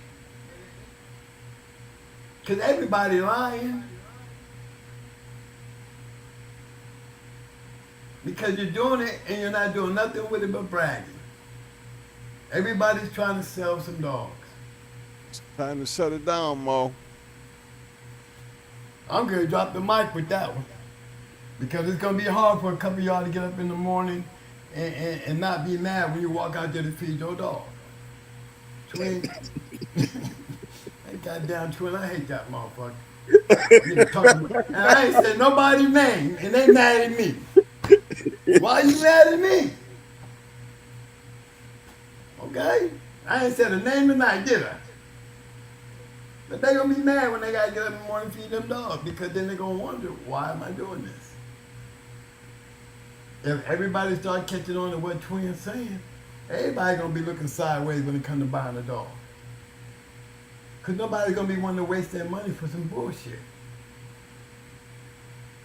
And when they start realizing this game is full of bullshit, and they start putting their mind back on the workers, which the workers are very few and way by far. And it's not easy to get to them when you're playing with night vision and you don't have night vision glasses. You're not going to find it. You're not going to see it. It's going to be 20 years before you can talk about it. But until then, what you thought was great will continue to lose. And we will never be able to get a standpoint on anything because we haven't up to this point. We hear pieces of all these great dogs that can't seem to continue to win because they continue to win and lose. From the corroded shit to the goddamn, you know which ones I'm talking about. Y'all know the names. Y'all know who I'm talking about. Those who used to be on the pedestal. When they lose, where's to look forward to? Now we got to start all over again and try to find another one. And as they keep popping up to the surface with y'all to dive into and talk about, they keep falling off the surface. Boom, with bad news. You don't have shit to stand on. So what are you going to work on? You got to start breeding these dogs and do something else with them. There's got to be something else that you can do with these dogs. The way all y'all cannot have to rely on is dog fighting dogs. You can get that shit up because your numbers ain't there. You want to have great pedigrees? Get the dog fighting shit out your pedigree. Stop trying to get everybody to buy your shit based on dog fighting. Because if I have my way before I leave this damn earth, I'm going to let everybody know about that 2% of what we're going on in our time. And then that 0.2% that's going on in your time. Letting everybody know that 99.8% of the dogs that's being sold out here complaining and hollering about everybody else's shit that they own ain't no different than everybody else. You know what I mean? You ain't got shit.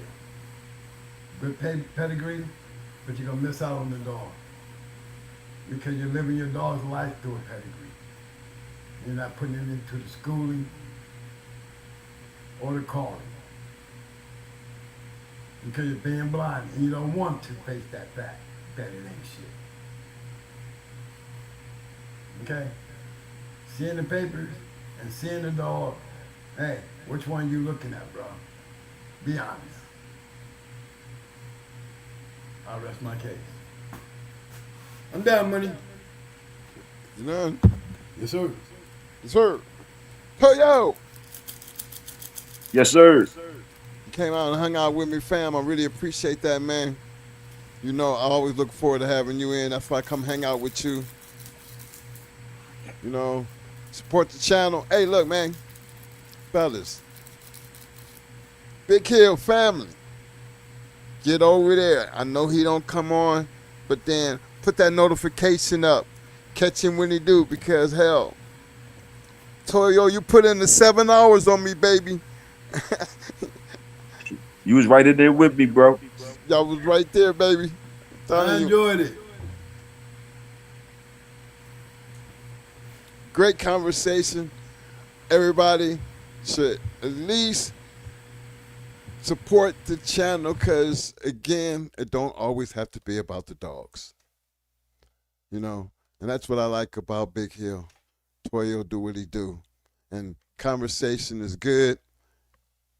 It breaks the monotony and the madness. So support the channel. Big Hill fam, hit that notification. Jump over there and come hang out with us. Because over there, we salute the workers, but you're planning the projects. Let them know, Toyo. Yes, sir, man. I appreciate y'all, brothers. Man, I appreciate you for even saying that, bro. I appreciate you for even recognizing what you recognize. Salute to y'all always. GHK Reloaded. Y'all already know. It's your brother, Big Toyo. Y'all stay royal. I will stay loyal. I'm out. Well, I guess he got his mic on. Well, it's my turn. Hey, fellas, appreciate everybody. What'd you say, man? You say something? I wasn't listening. No. I thought you might have wanted to say something, but I'm going to just go ahead and run this out. Before y'all get up out of here, I still got 54 people from what I can tell. Hey, y'all show your love. Show your love, first of all, for the game. Understand what the conversation was really about, because this is a hard conversation. Simply because, you know, you got to think. You really got to think, you know, and take this conversation not as something we're trying to bash the game. We're just trying to bring reality back. Observation and then the work. Two things that's always going to be important in the raising and the maintaining of your yard. It's just a matter of which one you're trying to do and to which level. So respect the game and respect the workers and respect yourself and love the dogs. And if you can do all that, man, come on. Give me some damn thumbs up, thumbs up, thumbs up, thumbs up. Muscles. Muscles. Muscles. All right now. Now, this is what you're working for. You working for. Give me the damn roses. Roses. We need them damn roses. Come on now. Show your love, Show man. love. Hey, man. This has never been meant for everybody. But that's okay. Because with Mo and his numbers, don't feel bad if you're part of that 98.8%. Just keep working to be part of that 2%. Don't feel like you're going to be out of place, because history tells us, based on the numbers, it's the fact. But never say never. That's all I'm going to tell you. That's where we always understand. We got to always. Always. I mean, in this game, you better be willing to always. Damn it, scratch the win. Show that love, man. Show that love. Big shout out to my man, Talking Sport TV. I seen you, fam. Appreciate that love. MB, as always, showing that mad love. Let them know, MB. Let them know. You better always scratch the damn it win. Act like y'all know. Hey, man, until Friday, y'all stay safe, stay true. And I'm doing Toyo tonight. Stay loyal. Because that's where the royalty come in. You know what I'm saying? It matters. Until Friday. Hey, Mo. Hey, you cooking breakfast, man? I'll be over there. Mo. Hey, big shout out to my man Cosman Kyle. I see you, fam. Big shout out to my main man, Having 360. I almost missed you, fam, but I see you. Hey, don't forget to hit the Cash App information if y'all just want to just jump in there, you know, and just reach out and give somebody something. I want to give a big shout out to my man, my brother, the one and only. Every time we hang out, I feel privileged. Vance 305, a.k.a. Super Kennels. He said, Twin, it's hard to do what the dogmen of the past did. New generation is hard to teach. But you know what? Vance, one thing that ain't never changed, that old saying, a hard head make a soft ass. And I'm going to leave it like that and drop the damn mic. Show you right. Ouch. Ouch. You're right, though. They don't want to know. That's why they try to get rid of us old folks. They talk down like we the ones wasn't doing shit compared to what they doing, which is what? You notice that, though? 98% of what? Bullshit. Say it again, Mo. I like the way you do it. Good. Let them know. I mean, in our time, it was 2%. In their time, we're talking about 99.8% is bullshit. That 0.2%. That's the number they running on. That's why they compare their time to our time, and they want to forget about us. They want everybody to forget about us. They want to blind the truth. You know, and that's where the argument comes in at. That's why they always seem to be putting down our old shit. Or they got so much to say about the old shit. They ain't got much to say nothing about when it comes to the new shit. They spend time beating up on the old shit because they want to get these newcomers, these green eyes, hope based on a lie. You doing all this breeding and feeding and trying to get this and don't want to face the past because it's not safe. What all these new people don't want it to be safe to go back there because they know that in true reality they can't compete to what's back there. So they're trying to make their own narrative in the now. And their narrative in the now is to stay away from the old. You know? Do a cloak and dagger to the old. Do an embellishment of the old. Like they the new up and coming. But the truth of the matter and the facts of the matter, get on the blackboard, read your notes, look for yourself, and know what you're feeding. And sit back and be patient. Because the preservation in this game is only going to come from the dark. And it has always come from the dark.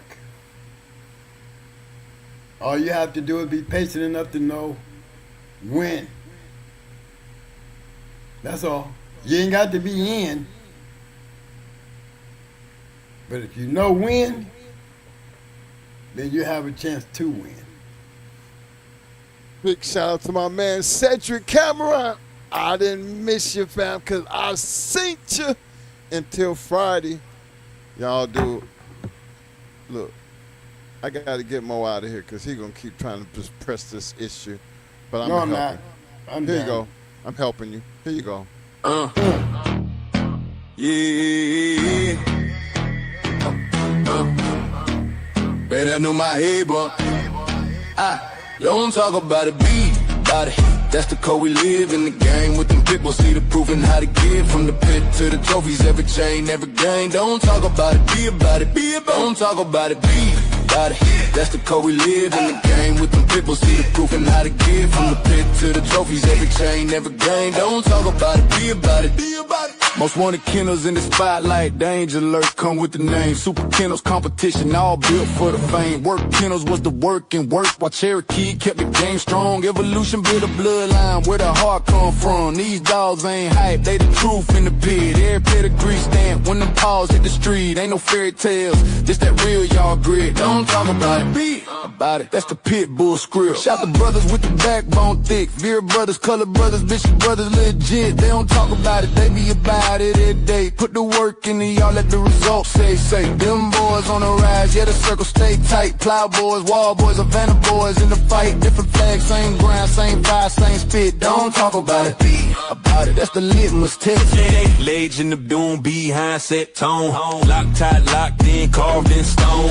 Church boys hold it with the pit bull gauge. Fruit colors on man, Sean B in the maze. Arsenal game bill, but your knife stay sharp. Only in America, walk them down, ram in the dark. DSK and Metal High Dog, pound by hard. When they hit, praise to the men who rock this shit. Don't talk about it, be about it. Yeah, they live it. Fat boy the legend, Lil Buster, real strong, Southern Bulldog, keep the bloodline long. Latin force pressure, sniper don't miss. Shaded day, shaded with a killer instinct. Twist, super night power, unit whole rank. Boot camp, click hitting like a Sherman tank. Lil' fine with the vision. Tennessee dog pound, got their eyes on the pit. All legendary and lit as shit. Don't talk about it, be about it. Yeah, they built it brick by brick. Talk about it. Yeah, they built it brick by brick. Talk about it. Yeah, they built it brick by brick. Talk about it. Don't talk about it, be about it. Don't talk about it. That's the yard law, from the pups to the legends. Everybody stand tall. Every name on this track got a story that's lit. Don't talk about it, be about it. Every name on this track got a story that's lit. Don't talk about it, be about it. Call this some legendary pit bullshit, pit bullshit, pit bullshit, pit bullshit, pit bullshit, pit bullshit, pit bullshit, pit bullshit, pit bullshit, pit bullshit, pit bullshit. Yeah. It's Mo and Mike in the house. Going hard with the legends. Paying homage, you know. Yo. Twins Mo and Mike, we running this game. Legends in the making, never gonna be the same. Kennels popping hard, these game dogs raised right. The brat, pretty mama, they shining so bright. LeMayday, what a day, they breathe the heat. Red Ruby L-Rod, they can't accept defeat. With 38 special and yellow bird, we top tier. Champions, grand champions, ain't no fear. Run the register of merit, we got the elite. Mayday bug Jeep, yellow Frisco, feel the beat. Females like honey bunching out some baby we tight. Bloodlines strong, spreading knowledge, taking flight. Scratch to win, don't talk about it. We the real deal, you know it's true, no doubt about it. KPTO, the modern Earl Tudor. Got in the pack, making moves like a Tudor. APT, family thick, like legends in the game. Legend of them, Triple M. Shout out the name, Deep South, Roadblock. We upholding tradition. Mama, Southern Kennels, we got that ambition. Hardcore hitter, Stone City brings the fire. The Abrahams, the fam, lifting us higher. Run the register of merit, we got the elite. Mayday bug Jeep, yellow Frisco, feel the beat. Females like honey bunching out some baby we tight. Bloodlines strong, spreading knowledge, taking flight. Scratch to win, don't talk, be about it. We the real deal, you know it's true, no doubt about it. Listen up, respect the hustle, respect the grind. Being Nate Dogg, putting in work intertwined. Keeping that legendary status alive, you feel? Don't hate on the ride, catch the bus, we keep it real. What's history without a future? We pay the way, Captain.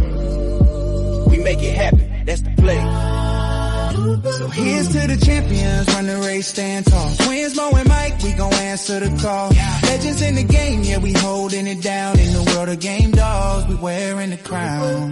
Run the register of merit, we got the elite. Mayday bug Jeep, yellow Frisco, feel the beat. Females like honey bunching out some maybe we tight. Bloodline strong, spreading knowledge, taking flight. Scratch to win, don't talk, be about it. We the real deal, you know it's true, no doubt about it.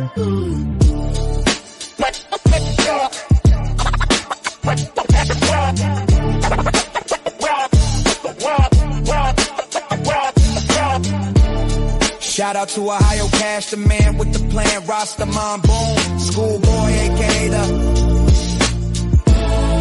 There's levels to this game. Develop your game. Develop your game.